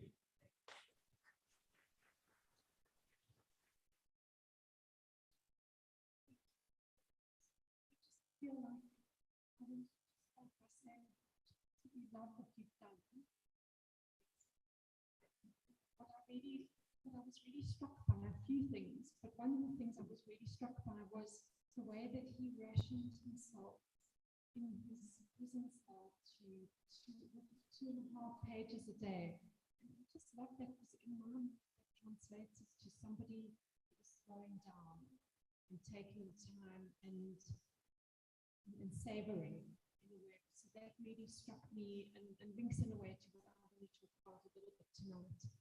And then the other thing that struck me so much was how he, just by acknowledging what the setting was that people see, all the students in front of them, that way he just brought them right into the film and where they were part of this whole process without, you having to explain I was very confident in that statement, and I just thought it was so extraordinary to feel how important it is for people to be part of, and to be with, and to be inside the thinking and the learning. So there's so many amazing things going on in that. And I thought those were two things that resonated for me. And I want to just say thank you for this opportunity to really think together about reading interpretation. I think that's really where I wanted to find our way into this evening. And for us to just spend a little bit of time together thinking about visual representations, and this evening particularly visual representations of Moses and the tablets, and to think about how they are attempts to understand complex stories. It was alluded to the fact that those stories are dense. How do we actually find our way in? So just to say at the beginning, I think probably everybody knows this, but any representation and all representations involve processes of translation and interpretation, and it means that there are going to be lots and lots of different viewpoints that are infinitely varied. When we look at artworks, I'm going to take us through three artworks and some supporting artworks tonight. But when we look at artworks, what we're looking at, we're reading the many choices and decisions that have been taken by an artist. And that's both in terms of the material qualities of the work and in terms of the subject or the narrative content. So when I say the material qualities, we're talking about the medium that's been used, whether it's oil paint, whether it's marble. We're talking about the scale, whether that's imposing or intimate. We're talking about the style, about whether it's abstract or whether it's realist. So there are so many, I suppose, conventions and rules and options really that are taken into consideration when an artist makes a work. And those are the things that help us get inside the work. When we take part of those and look at what they mean and why they were chosen and what they can do, that's the way in for us as viewers to try and make sense of what's going on.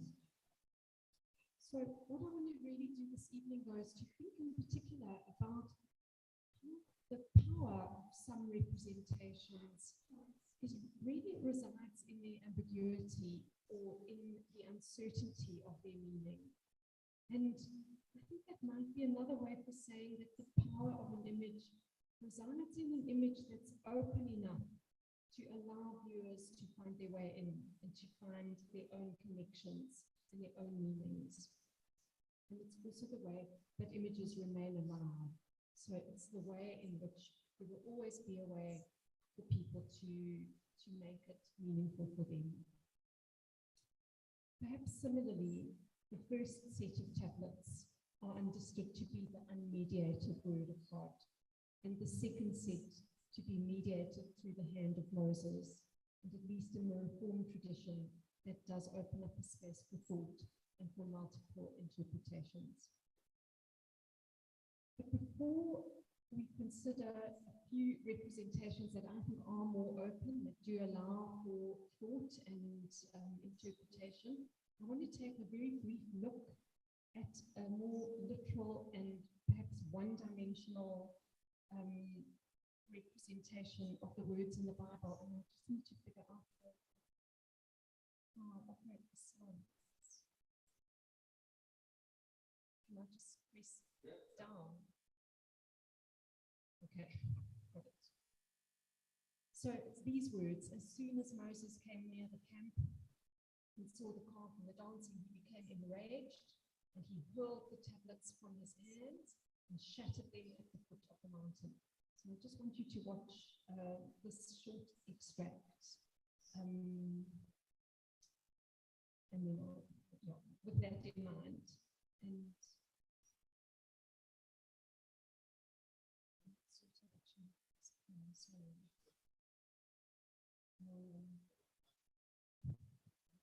Sorry. Thank you. Thanks.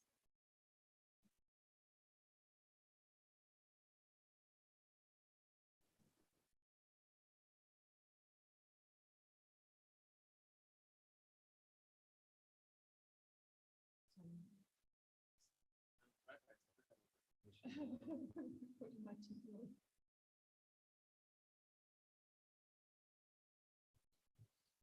Do not kneel to me, Joshua. These tablets are stone, the writing of God. His 10 Commandments.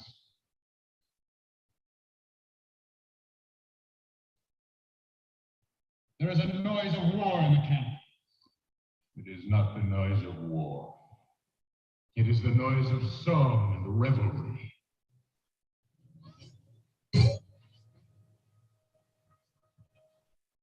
God has set before you this day his laws of life and good and death and evil. Those who will not live by the law shall die by the law.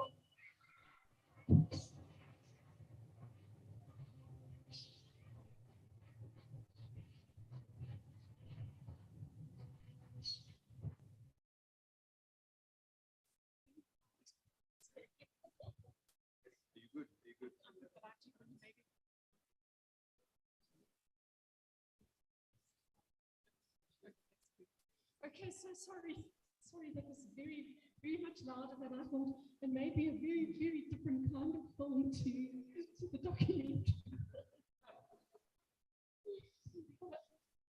So this is Charlton Heston's performance as Moses in the 10 Commandments. It's nothing if not dramatic, drawing on a multitude of visual, sonic, performative signs to secure a reading of the scenes. It's a writer's scene with a Moses who is enraged and whose anger stirs up the destructive might of the oceans and the heavens, lightning bolts, crashing tides. This is an all-consuming rage, straightforward, whose force and power shakes the very core of the earth. It's a drama so overdone. 1956. Yeah. It's a drama so overdone that it reduces the situation to a very binary good versus evil. And I think it leads us so far away from any space for reflection. It's just is what it is. But I just wanted to show you that I think it's quite a common representation in a way of the stories. And the two examples that I want to focus on this evening are actually rather more complex than I think. I hope more interesting. So the first example that I want to look at is this very famous painting by Rembrandt van Rijn, Dutch Baroque artist who lived from 1606 to 1669. And it's a painting titled Moses Smashing the Tablets of the Law, which I'm going to come back to. But looking at this painting, the work of his that really comes to mind for me was his remarkable series of self-portraits that he produced over a lifetime. And there are more than 80 portraits that exist.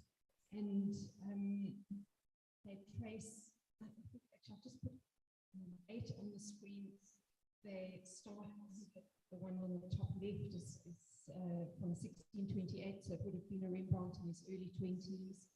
And then they follow in a sort of chronological progression to the last one, which was done in the last year of his life, 1669. I think they are, obviously it's much nicer. I wish we could all stand in front of the portraits and really see what's going on in them. And I did actually zoom into one or two of them, which I thought might give a better, closer sense of what's going on. But I do think that they are such a unique record actually in the history of art, and such an extraordinary record of that traces time and traces change and it also traces an artistic mastery of material that really is profound, and it's compelling in its constant return to self, to observation, and to practice. And I think it's a very thought-provoking series. Just hold in mind the extent of the series and the differences in them really teaches something about commitment and something about the complexity of being human. So a series of frank and direct observations, and they really are a recording of aging and a recording of frailty, and also daring and risk-taking and satisfaction and accomplishment as well.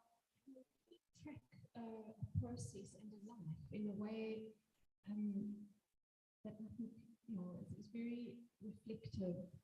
And there's a lot of learning going on, and a lot of reflection, and a lot of stylistic experimentation, and a lot of experimentation with the characterizing expression. And the thing in my mind, though, was that I think that when you look again at the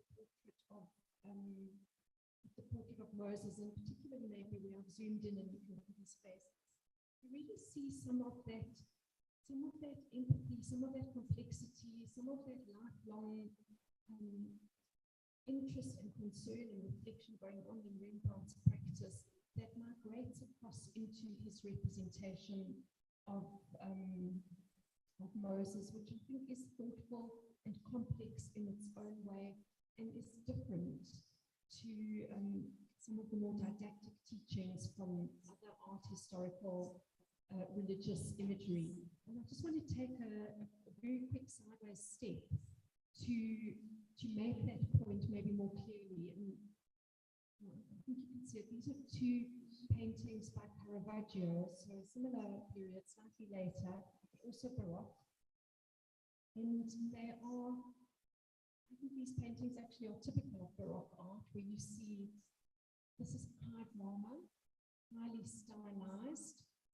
There's a narrative context.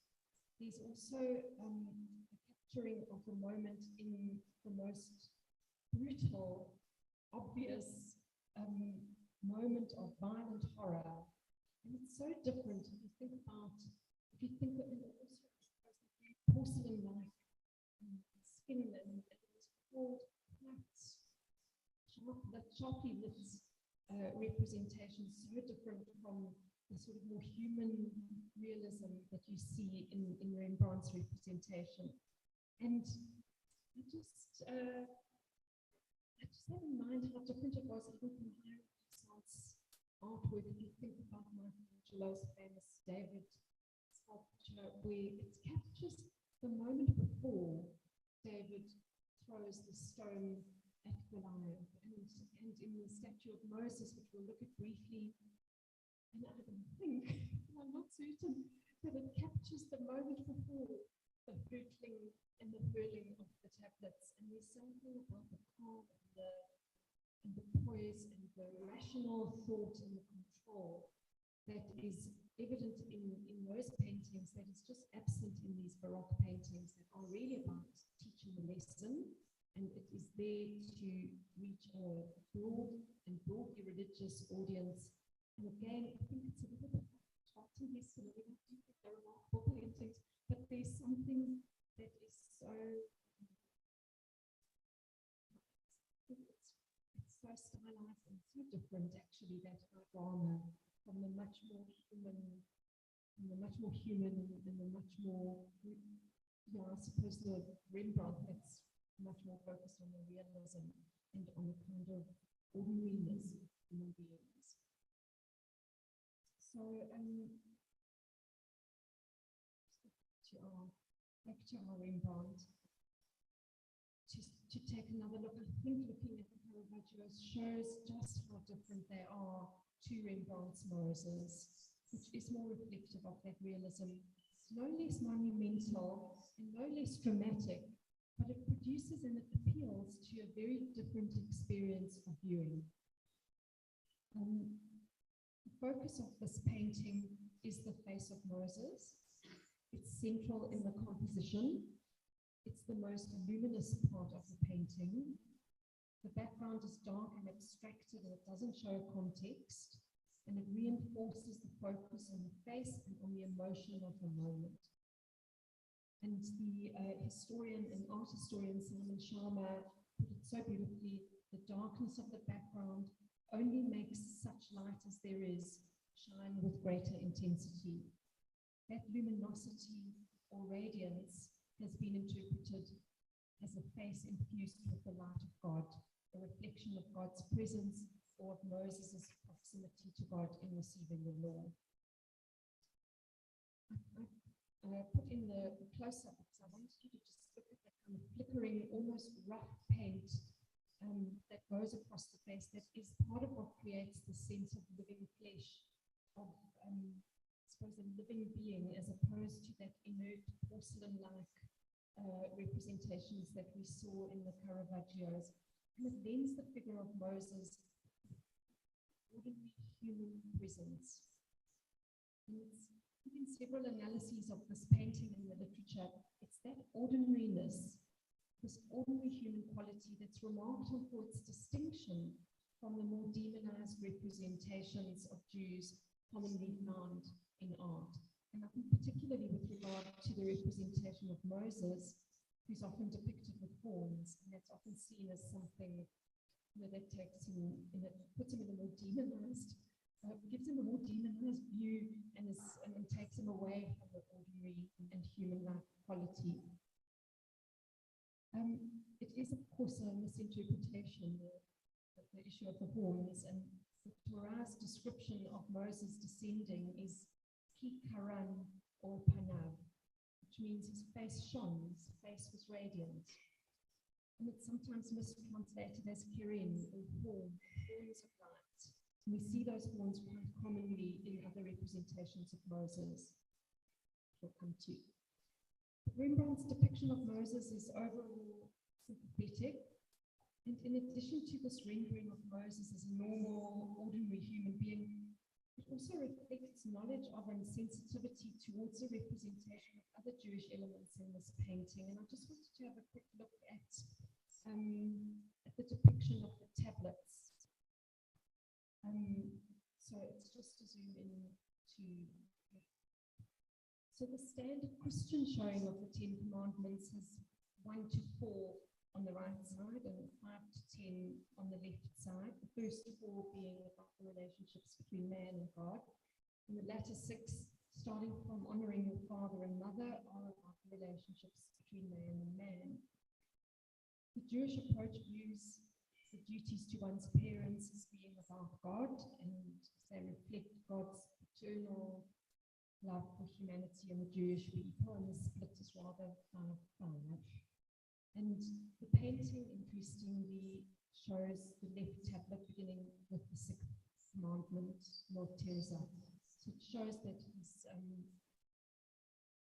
clearly aware of that difference and has followed the more Jewish split of the representation of the tablets.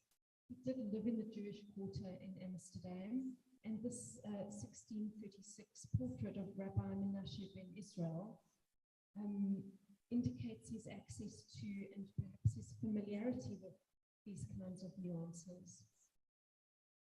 But I wondered about the title of this particular painting.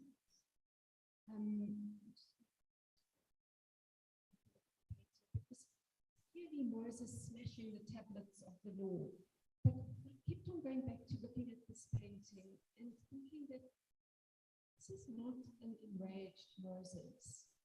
And I think that despite the drama and the visual power, it's not a tense or enraged Moses. If anything, it's maybe a thoughtful or concerned, maybe sorrowful, maybe somber, but it's not raging.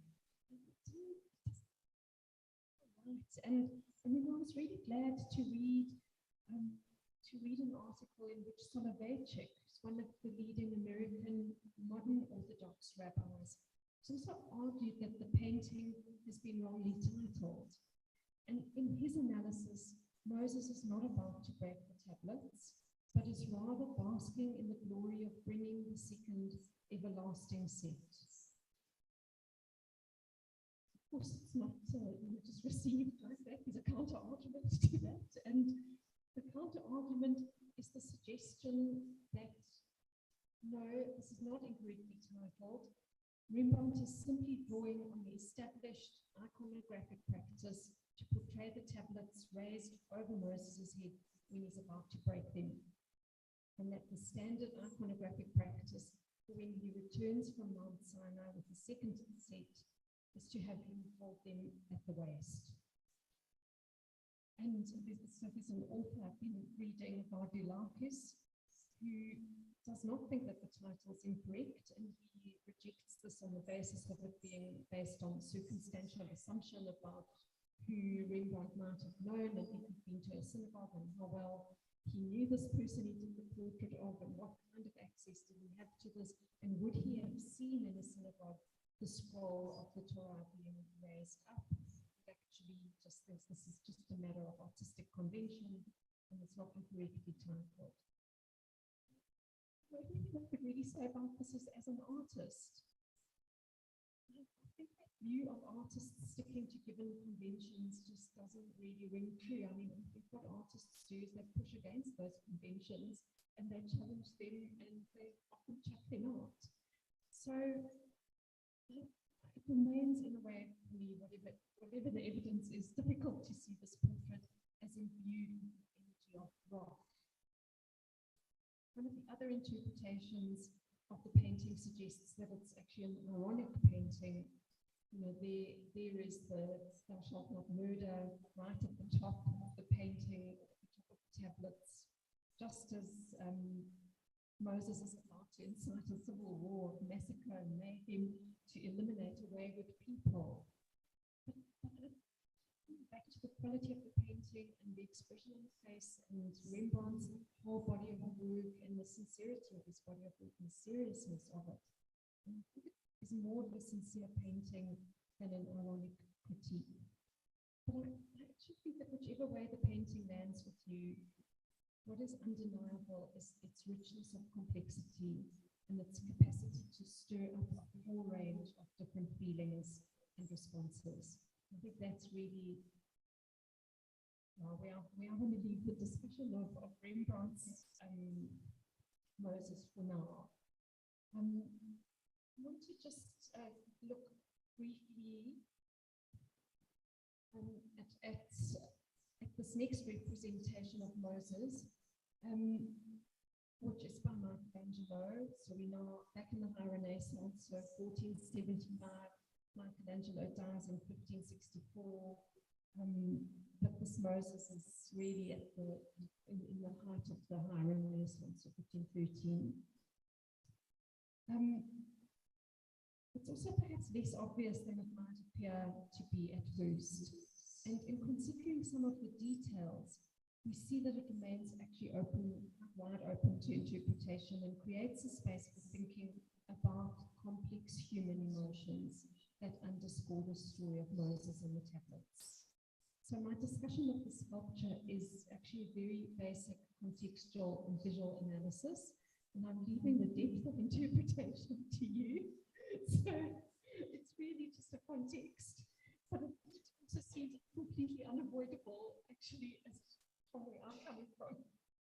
So the sculpture is commissioned by the powerful art patron Pope Julius II in 1505. It was commissioned as part of an elaborate design for his own monumental tomb, which was imagined as a large-scale building measuring 6 meters by 9 meters. That was actually part chapel and part enormous sarcophagus, adorned on the outside with sculptural niches for more than 40 freestanding sculptures, 2 of which are the dying slave and the rebellious slave that are now in the Louvre.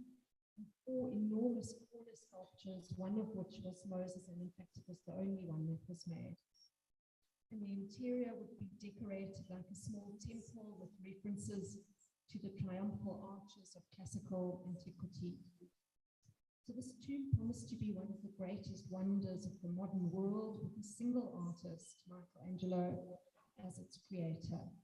It's a commission underscored by grandeur and might, ego. Although it began in 1505, it was beset with delays and interruptions. Michelangelo gets deployed to actually paint the Sistine ceiling, which takes 4 years. There's several arguments, there's financial troubles, which meant that by the time the Pope died in 1513, the sculpture of Moses had not yet begun. And the tomb was in fact actually only completed in 1545, and it was installed inside the church of St. Pietro in this much reduced form, as opposed to its original intention for it to be part of the grander and more significant St. Peter's Cathedral in Rome. This portrayal of Moses emerges out of an era in art that was defined by a nostalgia for classical antiquity and for classical scholarship, and an interest in the heroic and in the powerful. So it's an era of an extreme, arrogant embrace of the divine power of the imagination to create in superhuman man as God. It's that era. The sculpture is 2.5 meters high, and it shows a seat of Moses. So the colossal height of this figure, you have to imagine standing up what that would be. And it was also to be mounted on a 3-meter base, making Moses into an imposing figure that a viewer would have to look up to. So there's several ways in which this figure has been interpreted, and again, the exact moment it captures in the stories is richly debated. Although this is a seated figure, and sitting is not a very active pose, it's infused with an active energy. Note how his left foot pushes back as if he's going to propel himself forward, as if he's going about to up and smash the tablets. And have a look too at the very muscular power of those arms and legs. So on the one hand, this is a Moses about to leap up and smash the tablets. As his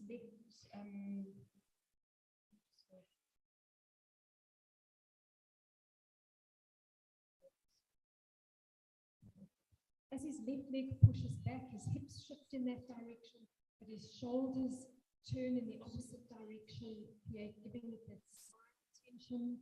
With his head in one direction and his focus is to the left, he looks into the distance, but the beard is pulled in the opposite direction.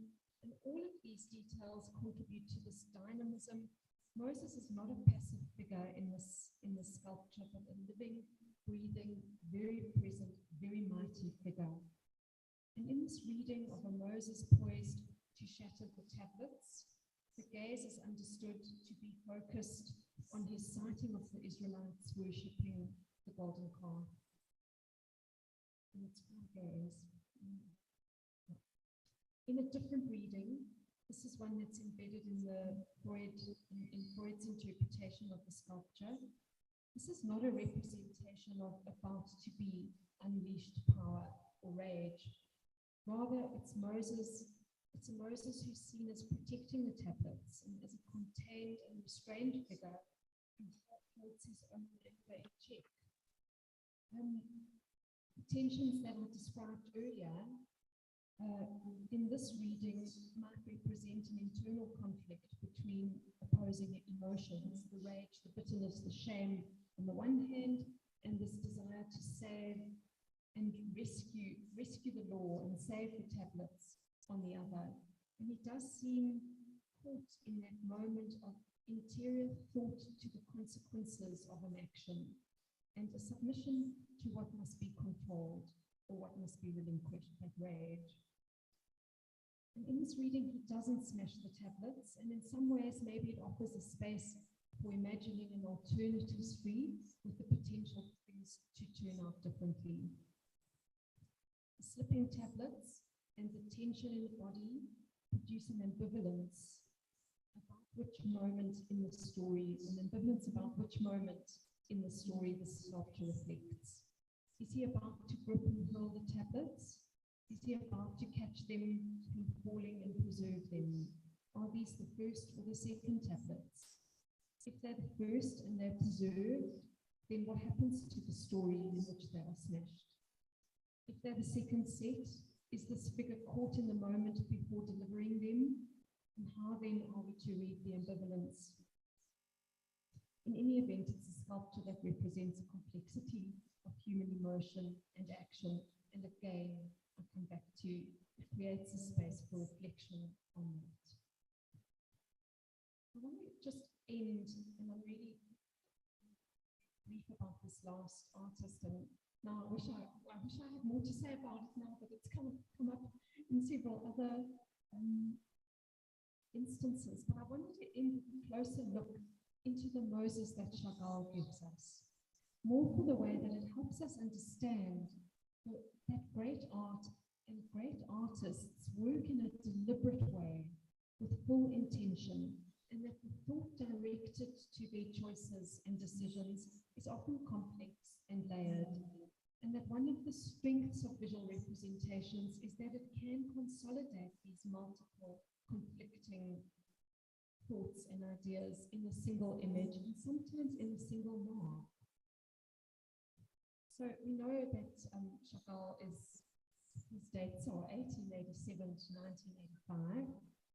And this is a series of prints that were most of them made in the 1930s. So I'm talking about the first two on the left.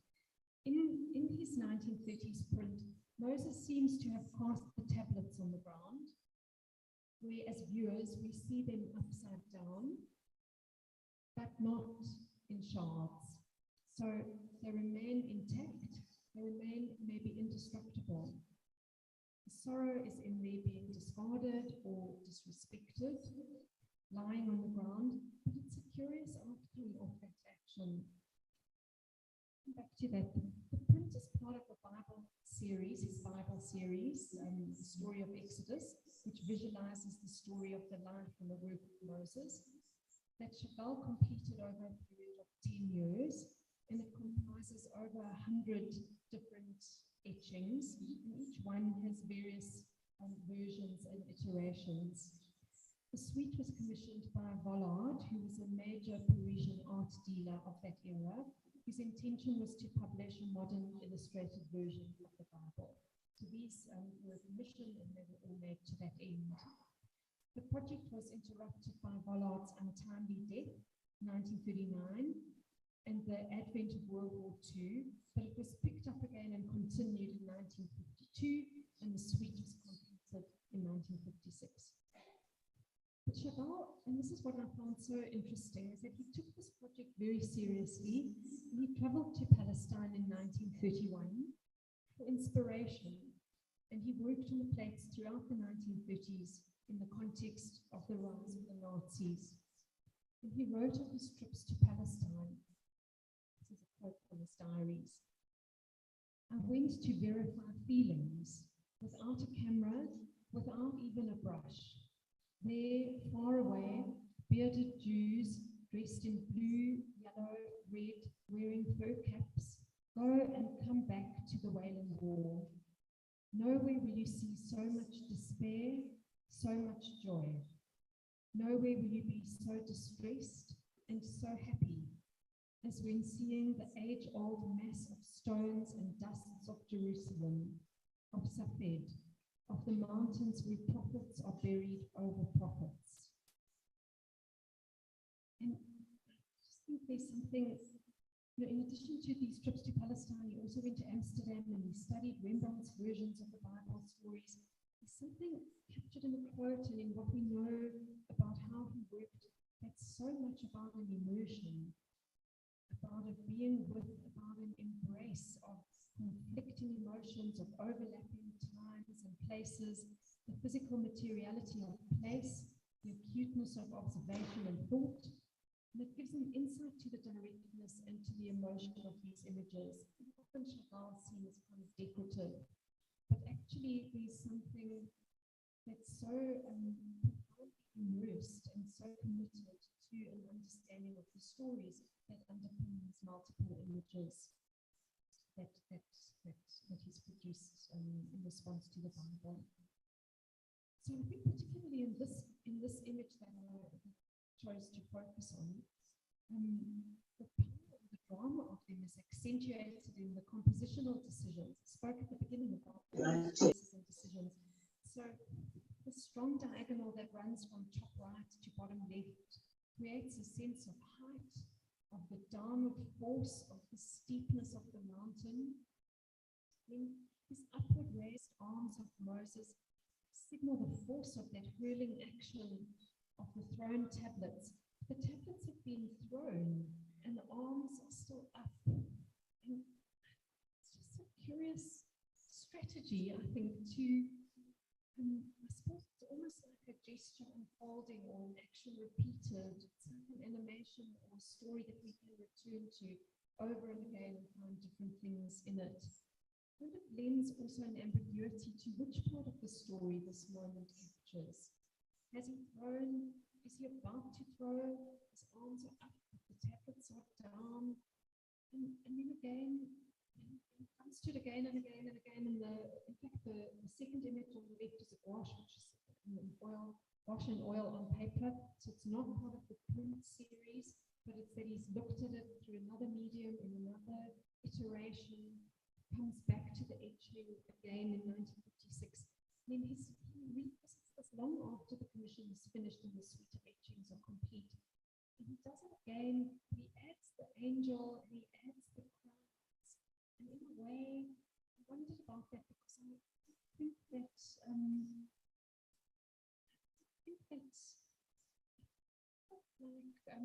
dissipates the drama in a way, all of this additional telling of the story. Whereas I think that the earlier version of it has got a dramatic focus and a dramatic force, and it forces you to think about this action that's also stasis in the same image, in that same frame. So, just to end off in written biblical texts where stories are often very concise, and they leave lots of room for interpretation, you can perhaps see all of these images that I've spoken about tonight as attempts to understand these stories, and really maybe just to think about how meaning in artworks is located in the subject of the work, but also in how the artist has translated it, and how the artist very often translates it through a personal, and a social, and contextual lens, and that it's in this complexity that artworks open up the debate and the contemplation.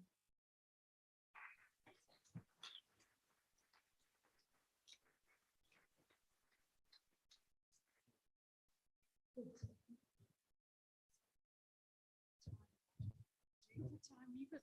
I don't know if we're going time. I think it's very rich, and thanks for putting that together. And this is what I had in mind when I asked you to come up with that when I commissioned you. Good. Yeah, so much appreciated. And what I can say about Chagall is that there's something about dealing with these materials that you repeat and repeat, you know, and which might bring you. I can say that some of those who live are living. This is our last speaker for tonight. Yeah. So I just reckon that suddenly when do you need them? Yeah, I guess you can plug. Well, for sure it will work better than this one. So exactly. So what I want to say is that the Freud, being the founder of psychotherapy, psychoanalyst, came back several times to the notion of Moses and to the notion of Moses and the tablets. So and when we sat and had this primary discussion about how we're going to express it, then it was very clear that we want some artistic representation, and we approached Johnny, and then we said that we would like to look into Freud and Moses, and I asked the team, who do you know that might speak about that matter? And Mel Williams said, well, by chance, I have a colleague that can give that interpretation. So let's plug your computer. Okay, let's plug your computer. Where's Russell? Oh, here's a Mac. We have to play. Okay. That should work.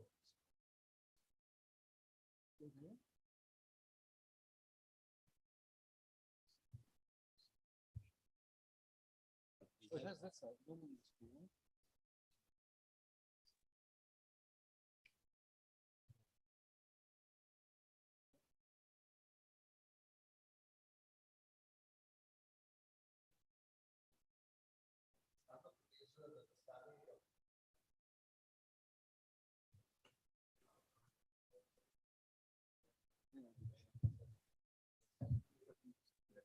You think I can put it on this?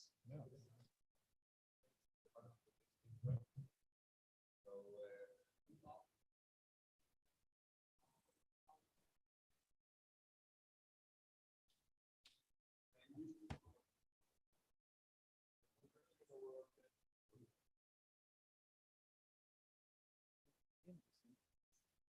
It's lost somehow. Should I try to plug it in once more? Okay. Plug it. Oh, it's there. That's mine.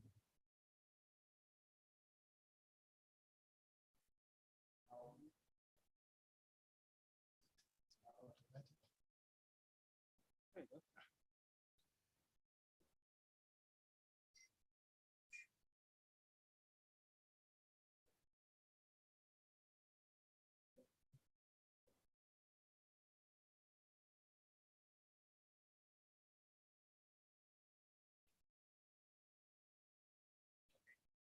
Shall I begin? Yeah, please. Well, Okay, so I was asked to talk to you tonight about Freud and Moses, which is a pretty daunting prospect, really, but I'm going to try and do it in 40 minutes. I hope that's okay, 45 minutes. Mel said that's okay, so. As you may know, Freud wrote 2 works on Moses. The first was his essay on Michelangelo's statue, which we've already heard about a little, from 1914. And the second was his last published work, which was the weirdly enigmatic book Moses and Monotheism, which came out in 1939. I'm going to try to say something about both of these texts tonight, beginning with Moses and Monotheism, although the focus will be on the statue. Often these texts are read independently of one another, but I'm going to try to suggest that there is a hidden link between them, and I hope this will come out in the course of the talk. So I have 2 beginnings for this talk. The first, in keeping with its subject, is a dream. A few days before I sat down to make notes for this talk, I dreamt that I'd been invited to give a lecture. The lecture was to be delivered at 2 p.m., but I procrastinated, deferring the preparation of the lecture. When I eventually started to write it, I looked at the time, only to realize that it was already 2 p.m. I had missed my own lecture, or rather, the writing of the lecture had replaced the lecture itself. Or maybe, too, the spoken word and writing had somehow come to coincide, as if the writing of the talk and its delivery were occurring simultaneously.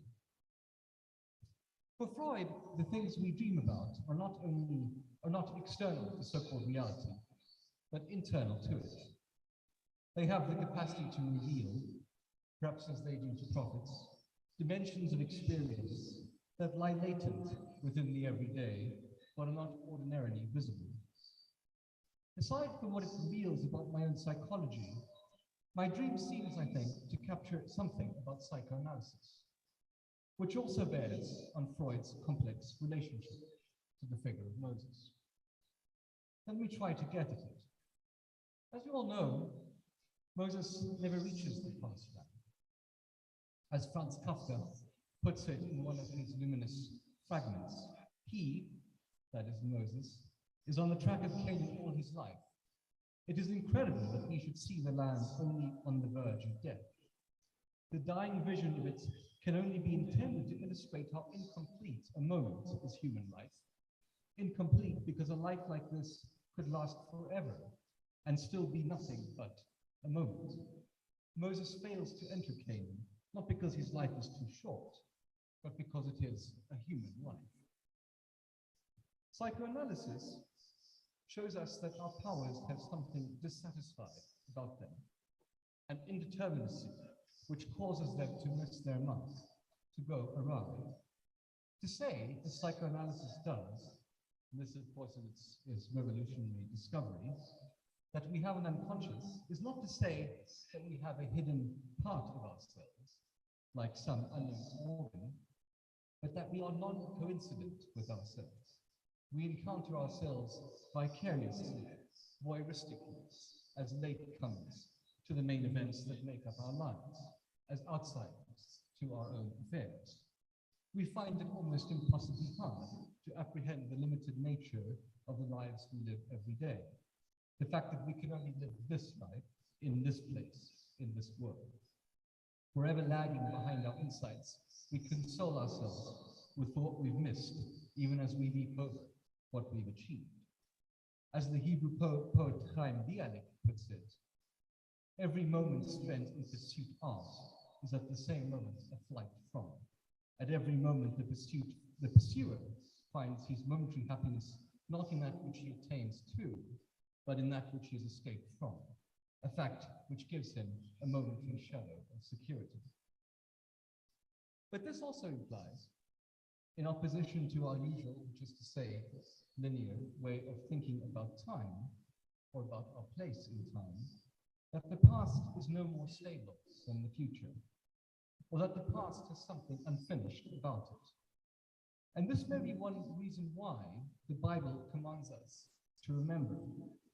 As Yosef Yerushalmi, the historian of Judaism, puts it in his book Zakor, quote, memory here is no longer recollection, which still preserves a sense of distance, but reactualization. I think this is the most obvious example of the Passover Seder, where past events are reenacted in the present. The story is told as if it happens to the addressee, who is cast as an active participant in it. Remember the day on which you went forth from Egypt. Walter Benjamin speaks in a similar vein of the secret agreement between past generations and the present one, by which he seems to mean that the transmission of the past depends on us, on those who are, for the moment at least, here and now, in the present. Since there is no historical trace of Moses, he too is a figure of memory, just as much as he is a figure of history, which is how we often tend to think of him, as a historian who documented what happened when the world began. But if the transmission of history originates with Moses, what then are we to make of Moses' history? The question leads to my second beginning. After Freud finished his work on dreams, he turned his attention to jokes.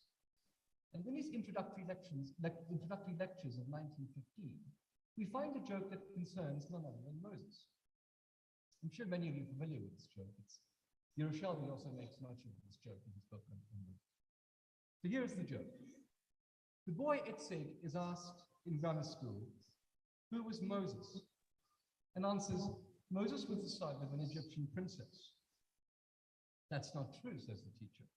Moses was the son of a Hebrew mother. The Egyptian princess found the baby in a casket. But Itzig answers, says she. The young Itzig's response underlines a tendency to take the story of Moses' origin for granted. After all, the truth of Moses' birth is a cornerstone of orthodoxy. And it is precisely this cornerstone that Freud, in his Moses and Monotheism, sets out to displace.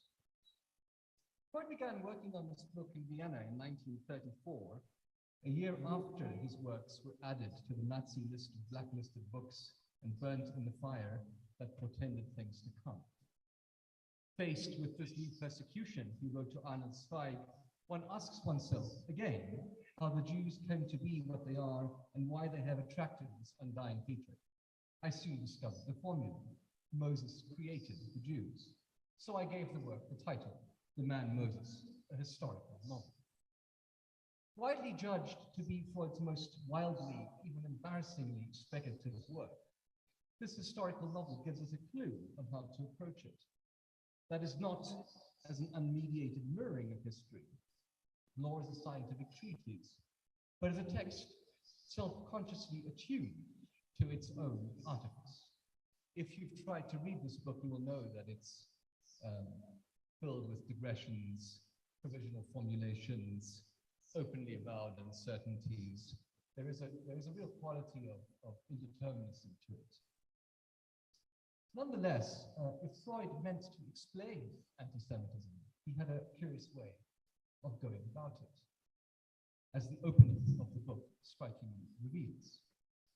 Quote, to deprive a people of the man whom they take pride in as the greatest of their sons is not a thing to be gladly or carelessly undertaken, least of all by someone who is himself one of them.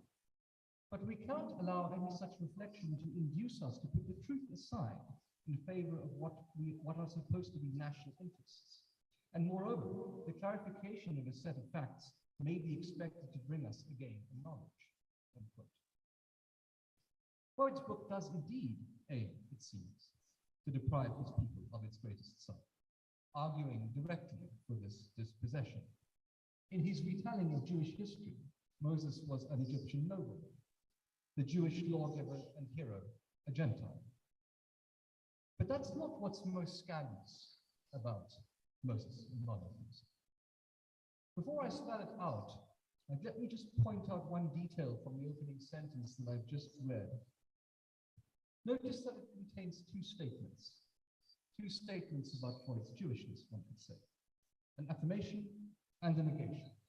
I deny and I belong. And with Freud, one always has to try to think these terms together, right? I mean, there's always a sense in which one is never one thing, it's always or the other, it's always both, which I suppose is also a principle of rabbinic interpretation. In any case, it was not only the ascription of an Egyptian identity to Moses that proved shocking, but Freud's recasting of the end of Moses' life. Just to offer a brief summary of the details for those unfamiliar with the plot of Freud's narrative. Moses imposes the practices of the short-lived monotheistic cult of the pharaoh Akhenaten on the Hebrews. Unable to bear the stringent demands of this new religion, they murder Moses, only later to internalize those commandments or laws after centuries of remorse. The dead father, Freud mordantly remarks, proved mightier than the living one had been. Clearly, and I think this is very important when it comes to reading this text, is that Freud's approach to the people's history corresponds to his approach to an individual's. It's as if there is an unnamed trauma haunting the heart of the biblical narratives. So what was Freud up to? Well, there are many answers to the question, and one approach, which seems to me quite convincing, is to read the book as emblematic of the crisis of the German Jewish cultural formation on the eve of its destruction. On this view, Freud models a response to the crisis that is opposed to what he was seeing around him in Germany and Austria. While his compatriots were fashioning themselves as pure Aryans, Freud introduces impurity into the heart of Jewish cultural identity. By making Moses an Egyptian, in other words, Freud hoped to deconstruct the opposition between Jew and Gentile, the boundary that had, in 1930s Germany, assumed the rigidity of a paranoid construction. Be that as it may, telling the story in this way excludes the extraordinary persona of Moses himself. And for Freud's take on that, we need to look to the earlier essay.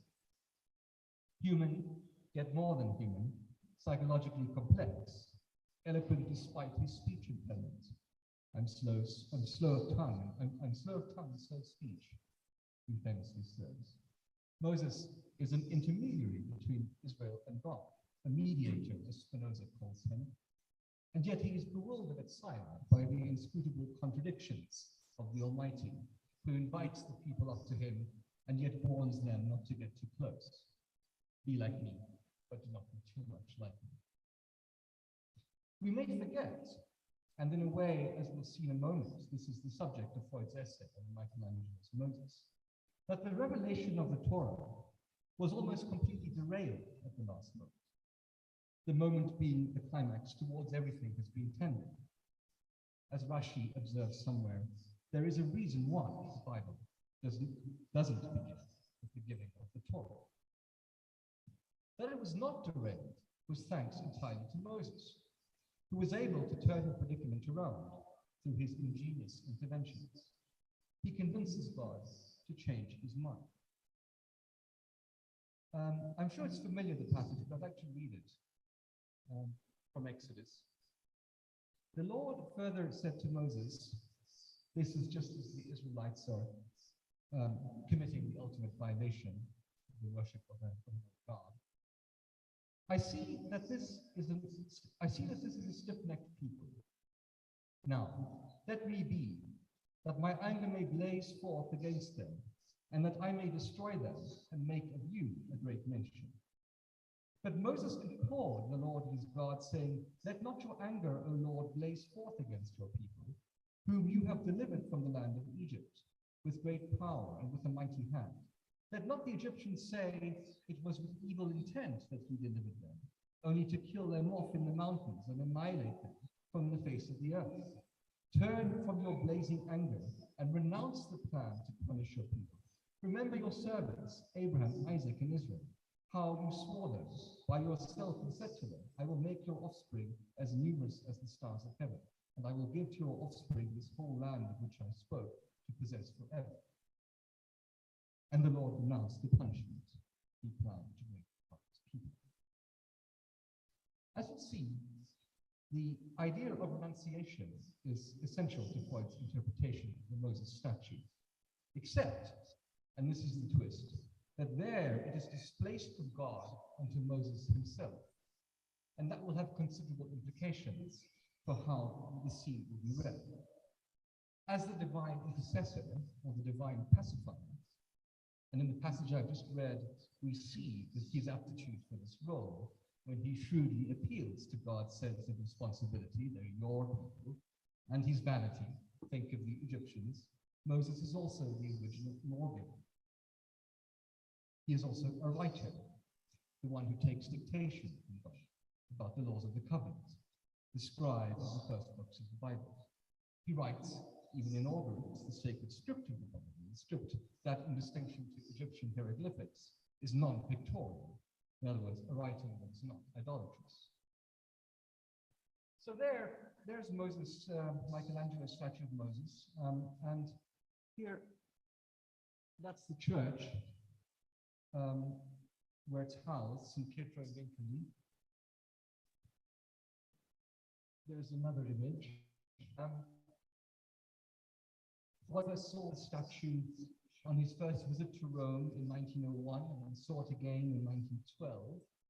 In 1913, through 3 lonely September weeks, he wrote, I stood daily in the church in front of the statue, studied it, measured it, drew it, until that understanding came to me that I only dared to express anonymously in the paper. And in fact, Freud elsewhere says that I didn't sign my name to the paper because I didn't want to harm Moses with my name. Okay, we've heard a lot about the details already, but just to point a few out.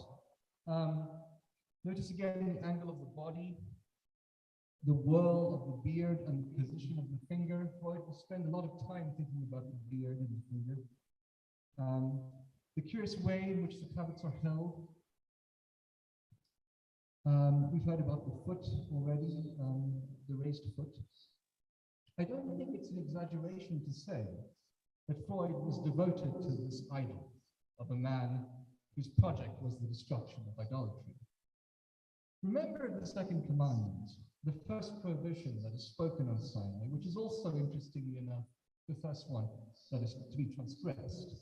You shall not make for yourself a sculptured image, or any likeness of what is in the heavens above, or on the earth below, or on the waters under the earth. You shall not bow down or serve them.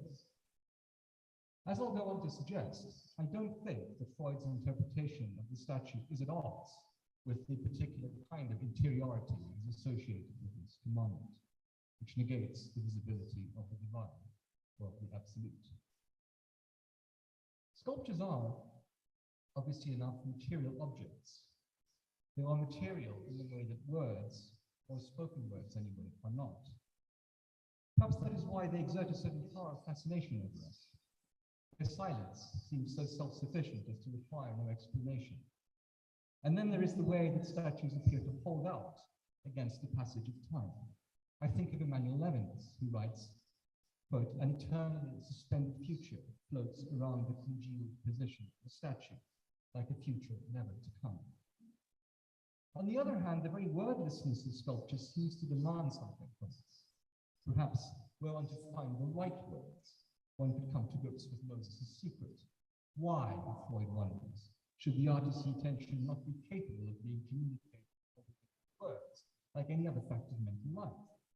Has the master hand indeed traced such a vague or ambiguous script in the stone that so many readings of it are possible? So Michelangelo's Moses seems to be saying something without saying anything in particular. Or rather, it seems to be showing something without saying it. Which is not to say that we don't bring expectations to it. We may come to the sculpture with some knowledge of the events described in Exodus, for example. Surely, we may think, this Moses represents the moment just after God changes his mind. Descending from Sinai, Moses, it would follow, is about to destroy the tablets he carries. Quote from Exodus again. Thereupon Moses turned and went down from the mountain bearing the two tablets of the pact, tablets inscribed on both of their surfaces. They were inscribed on one side and on the other. Interestingly, the tablets in the statue are black. The tablets were God's word, and the writing was God's writing, incised upon the tablets. As soon as Moses came near the camp and saw the calf and the dancing, he became enraged, and he hurled the tablets from his hands and shattered them at the foot of the mountain. While earlier scholars, and Freud cites a number of these in his essay, sought to anticipate what is to come, that is to say, what Moses would do next, Freud adopts a different perspective. Instead of construing the statue as a representation of the moment before the destruction of the tablets, his interpretation begins by looking back, as if the statue's secret were to be found in a series of events that had already occurred. And he adopts a very intriguing strategy to animate the statue. To effect his retrospective reading, he commissions a series of drawings to capture the moments leading up to the statue's current pose.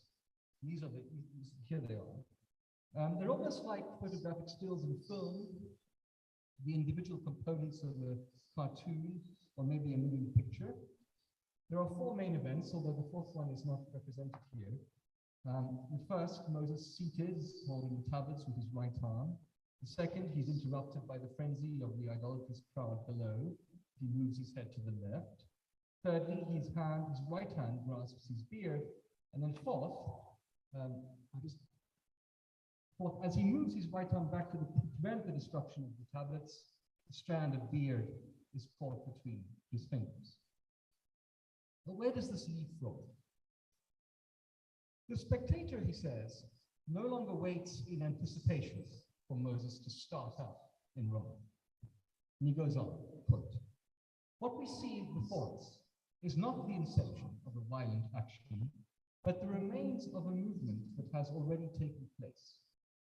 In the first transport of fury, Moses desired to act, to spring up and take vengeance and forget the tables.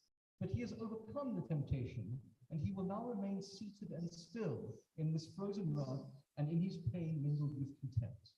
Nor will he throw away the tables, so that they will break among the stones, for it was on their special account that he controlled his anger. It was to preserve them that he kept his passion in check. In giving way to his rage and indignation, he had to neglect the tables, and the hand which upheld them was withdrawn. They began to slide down and were in danger of being broken. They brought him to himself. He remembered his mission and renounced for its sake an indulgence of his feelings. What is particularly striking about this, I think, is that Freud leaves the revelation, I beg your pardon, at the center of Exodus, and the stakes are high, since this concerns the origin of the law, counterfactual. In other words, the statue is read not as a representation of an event as described in Exodus, but rather as a representation of what is not written there, an event that might have been, an event that was not to be, or an event that exceeds the narrative as it has come down to us. With this interpretation, Freud suspends the decisive event before it occurs. That much is clear. Moses' impulse to act is converted into calm repose.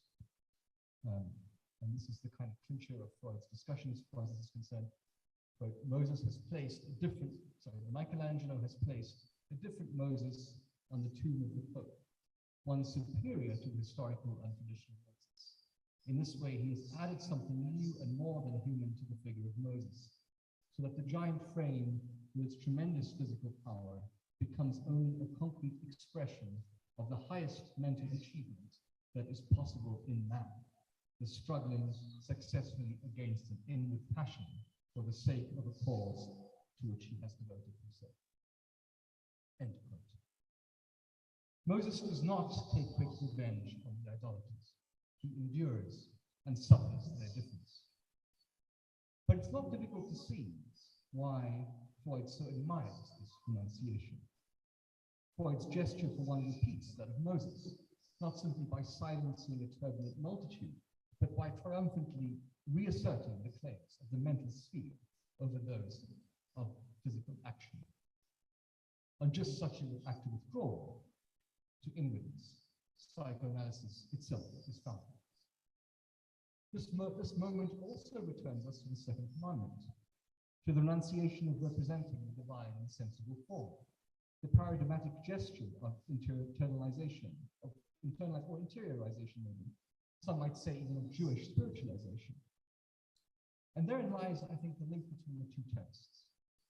In Moses and Monotheism, Freud makes this term explicit, quote, through the Mosaic prohibition, he says, God was raised to a higher level of spirituality. In dematerializing God, a new valuable contribution was made to the secret treasure of his people, end quote. Moreover, the struggle against the inward passion also recalls God's renunciations, the moment he turns from his blazing anger, drawing back from the intention to visit destruction of his people. And finally, it also hints at the internal configuration of the mind that is dramatized throughout Freud's work. I mean, more precisely, the conflict between the inner authority, which organizes and defines, and the inchoate force that is unwilling to submit to the authority's demands. So an analogy suggests itself: Moses as the superego, the moral ideal, voice of conscience, censorious judge, in short, the source of all our idealism and also our guilt, and the idolatrous mob as unconscious, as the unconscious, or of id, in Freud's terminology. And yet, the unconscious could also be construed as the antithesis of an idol, since there is no way to represent it. The unconscious cannot be worshipped, nor can it be idealized. Having an unconscious means that we can never quite be sure what it is we're saying or doing. Unconscious motives guide our everyday ways of being and relating to others, as they seem to guide Freud's own encounter with Moses' statues. We see this in one of my favorite moments from the essay. There, Freud describes how he is compelled to return to San Pietro region. And whenever there is compulsive repetition, one can be sure, at least if one is a Freudian, that the unconscious is at work.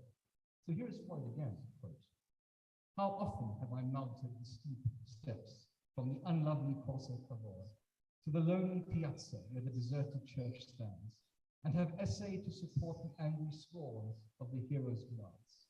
Sometimes I have crept cautiously out of the half gloom of the interior, as though I myself belonged to the mob upon whom his eye is turned, the mob which can hold fast no conviction, which has neither faith nor patience, and which rejoices when it has regained illusion of idols. As fascinating as the unconscious is, I don't want to continue on that note.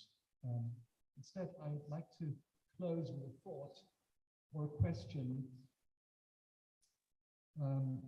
which is unresolved for me. And, well, I've been suggesting that Freud's interpretation of Moses is a counterfactual one, a rewriting, a rereading, a reimagining that is in some sense impelled by the fact that when he looks at the statue, nothing happens. This is its enigma. Maybe we could generalize this as a feature common to writing, to all writing in art. I think of Henry James's claim that criticism shows the mind engaged in out for the reasons of its interest. And when Freud reaches out, it's precisely the reason that he fails to grasp. Also, just note in that description of the return to the church, there's something in it, right? Being both one of the mob and one of the onlookers, as if Freud is trying to contain within himself both the superego and the id, both sides of the mind, if you like, as if he's trying to contain the antinomy between Moses and the idolaters. I recollect, says Freud, my own disillusionment when during my first trips to San Pietro in Italy, I used to sit down in front of the statue in expectation that I should now see how it would start up on its raised foot, dash the tables of the law to the ground, and let fly its robe. Nothing of that kind happened. Instead, the statue became more fixed. As if the more one waits, the more one looks at it, the more the statue refuses to move. So my question is this: if Moses does not destroy the tablets, what then? Those tablets were inscribed with the finger of God. And before this inscription, you may remember, God speaks to him. So the ultimate transmission of the law appears to be verbal, although it must nonetheless be transposed into writing. Here matters quickly become very complex, and I pass over those complexities. To the question, what did the people hear at Mount Sinai? Maimonides, for example, replies that only Moses heard God's words, while the rest of the people heard a non-signifying sound, the great voice, but not the articulations of speech. That's what Maimonides, those are Maimonides' words. In a truly remarkable interpretation, which collapses the distinction between seeing and hearing, but also the distinction between speaking and writing, Rabbi Akiva says that they, the people, saw the fiery word emerge from the mouth of the Almighty and engrave on the tablets. It's absolutely extraordinary. An event, one could say, of divine inscriptions. When the tablets break, however, the covenant is temporarily annulled. Moses will have to ascend Sinai again, carve new tablets for inscription, and this time he will substitute his own writing for God's engraving. And he was there with the Lord 40 days and 40 nights. He ate no bread and drank no water, and he wrote down on the tablets the terms of the covenant. Moses' inscription is a replacement for what has been lost. And perhaps that is why, in one telling, the fragments of the broken tablets are placed in the ark along with the new tablets. The paradox we are left with, however, is that the transmission of the law seems to depend on the break. Once the original tablets are shattered, there's no path back to the origin of the law. A rabbinic expression puts the paradox this way, quote, "The abolition of the law is its very found." Mark Alan O'Keefe, rabbi and scholar, in his wonderful book on the Talmud, the Burnt Book, glosses this as follows, quote, "Moses does not pass on at first the law, but its shattering, its impossibility of being an idol, the place of perfection, a total book." Reluctant as I am to try to spell out the implications of this interrupted transmission, it seems to me that the break also has to do with the origin of textual exegesis or interpretation more broadly conceived. The exegete never gets to the law as such, to the point of finality, which is at the same time the place of the origin, but is nonetheless compelled by the attempt. It is as if the lost origin conditions the activity of interpretation, but eludes it, remaining perpetually beyond its reach. The Talmudic practice of interpretation, at least as Levinas reads it, is an awakening of language to what exceeds its grasp, drawing reading and writing into a mode of infinition or incompletion. Here I think of the famous admonition of Rabbi Tarfon: "You are not required to complete the work, but neither are you free to desist from it." To return to the question, what if Moses stopped himself from destroying the tablets? This is the ultimate horizon of Freud's reading, but perhaps also the horizon of all reading, to the degree that it points to an immediacy of meaning that cannot be reached. Freud's conclusion to the Moses of Michelangelo is particularly evocative in this respect. Quote, "In his creations, Michelangelo has often gone to the utmost limit of what is expressible in art, and perhaps in his statue of Moses he has not completely succeeded, if his design was to trace the passage of a violent gust of passion in the signs left by it on the ensuing past." Neither Freud nor Moses will ever get to that utmost limit, just as I, thinking back to my dream, will never truly get to the beginning of my talk. But in the end, which is not an end, what Moses transmits remains irreducible to a particular time or to a particular place. The book, both oral and written, that was there, so to say before the universe began. The book in whose pages infinite possibilities are contained, possibilities that exceed even the interpretive powers of Moses himself. And I wanted to conclude by reading to you the famous passage from the Babylonian Talmud about Moses' visit to the study hall of Rabbi Akiva. But would you be willing to get to 3 minutes? Okay, I tried to rush this. I'm sorry if I read very quickly. Okay, let me read it to you.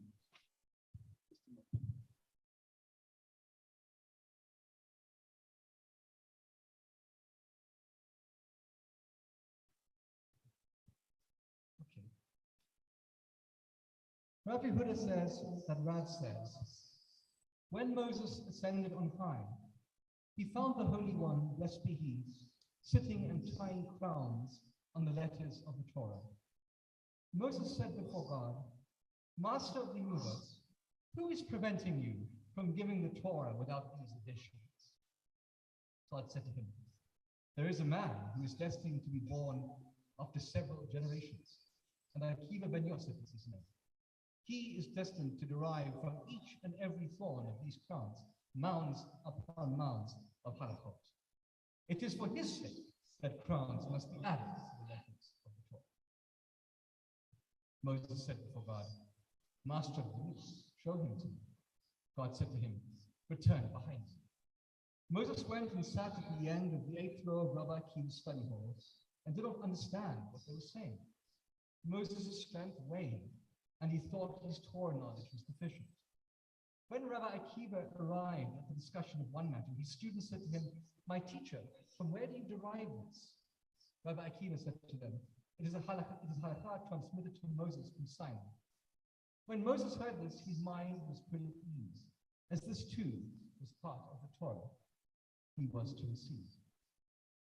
Moses returned and came before the Holy One, blessed be he, and said before him, 'Master of the universe, you have a man as great as this, and yet you still choose to give the Torah through me.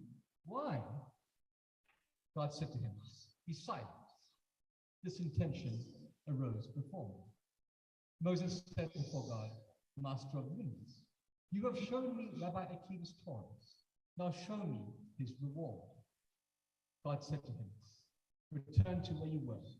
Moses went back and saw that they were weighing Rabbi Akiva's flesh in a butcher shop, as Rabbi Akiva was tortured to death by the Romans. Moses said before him, 'Master of the universe, this is Torah, and this is its reward.' God said to him, 'Be silent.'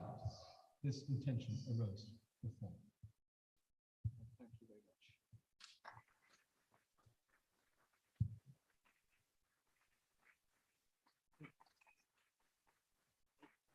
And yeah, really much appreciated. Yeah, thank you so much. This is absolutely exceeding what I had in mind when we came up with that intention of Freud. And Freud is somebody who is himself an establishing figure and who saw himself as a kind of a Moses and was dealing with that. During the time when he's writing in 2014, he's also experiencing the rebellion of his disciples, Jung and the others against him.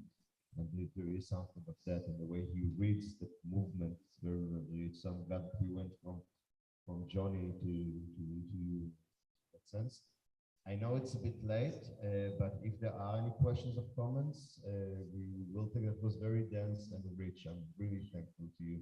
And if you are in agreement, we could publish it in our High Holiday publication. Is there any questions or comments? Yeah, David.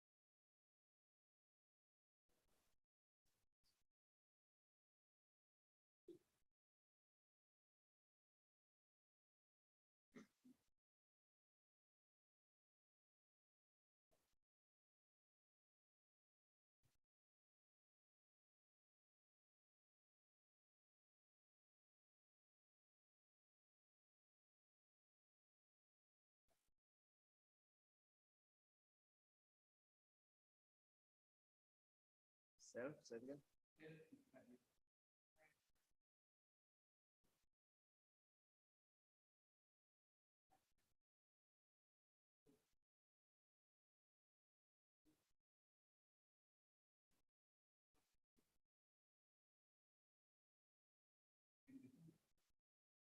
Incompleteness.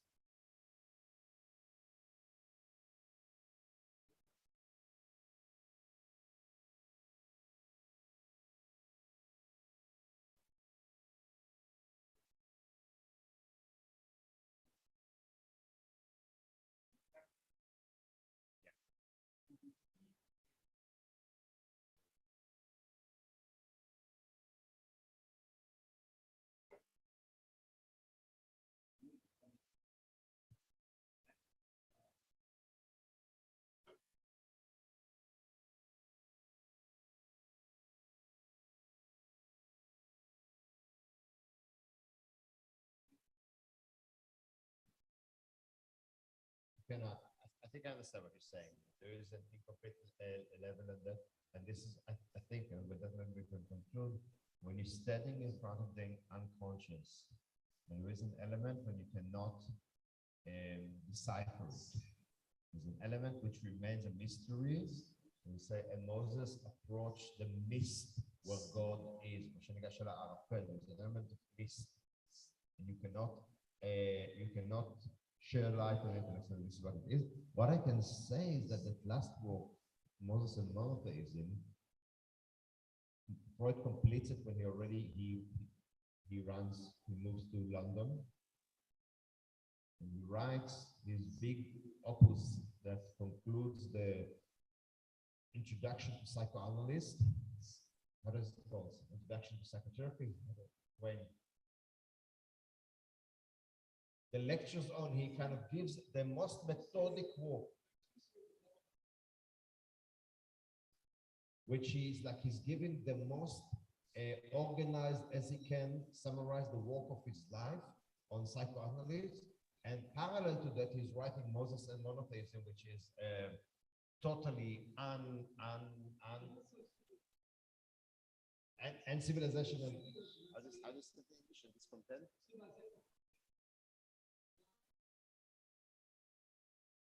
Civilization and discontent. Civilization and discontent.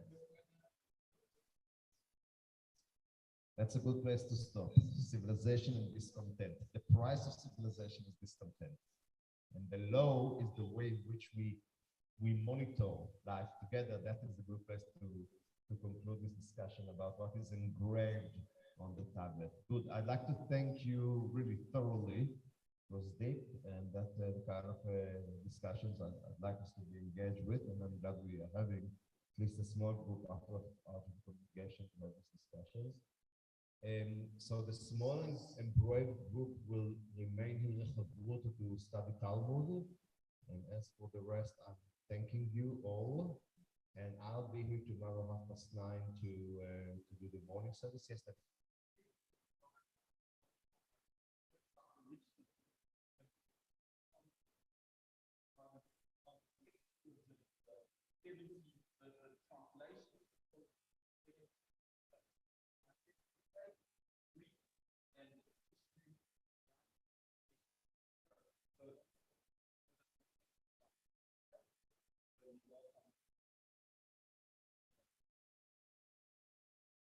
you. God bless. Thank you. Good night. Thank you.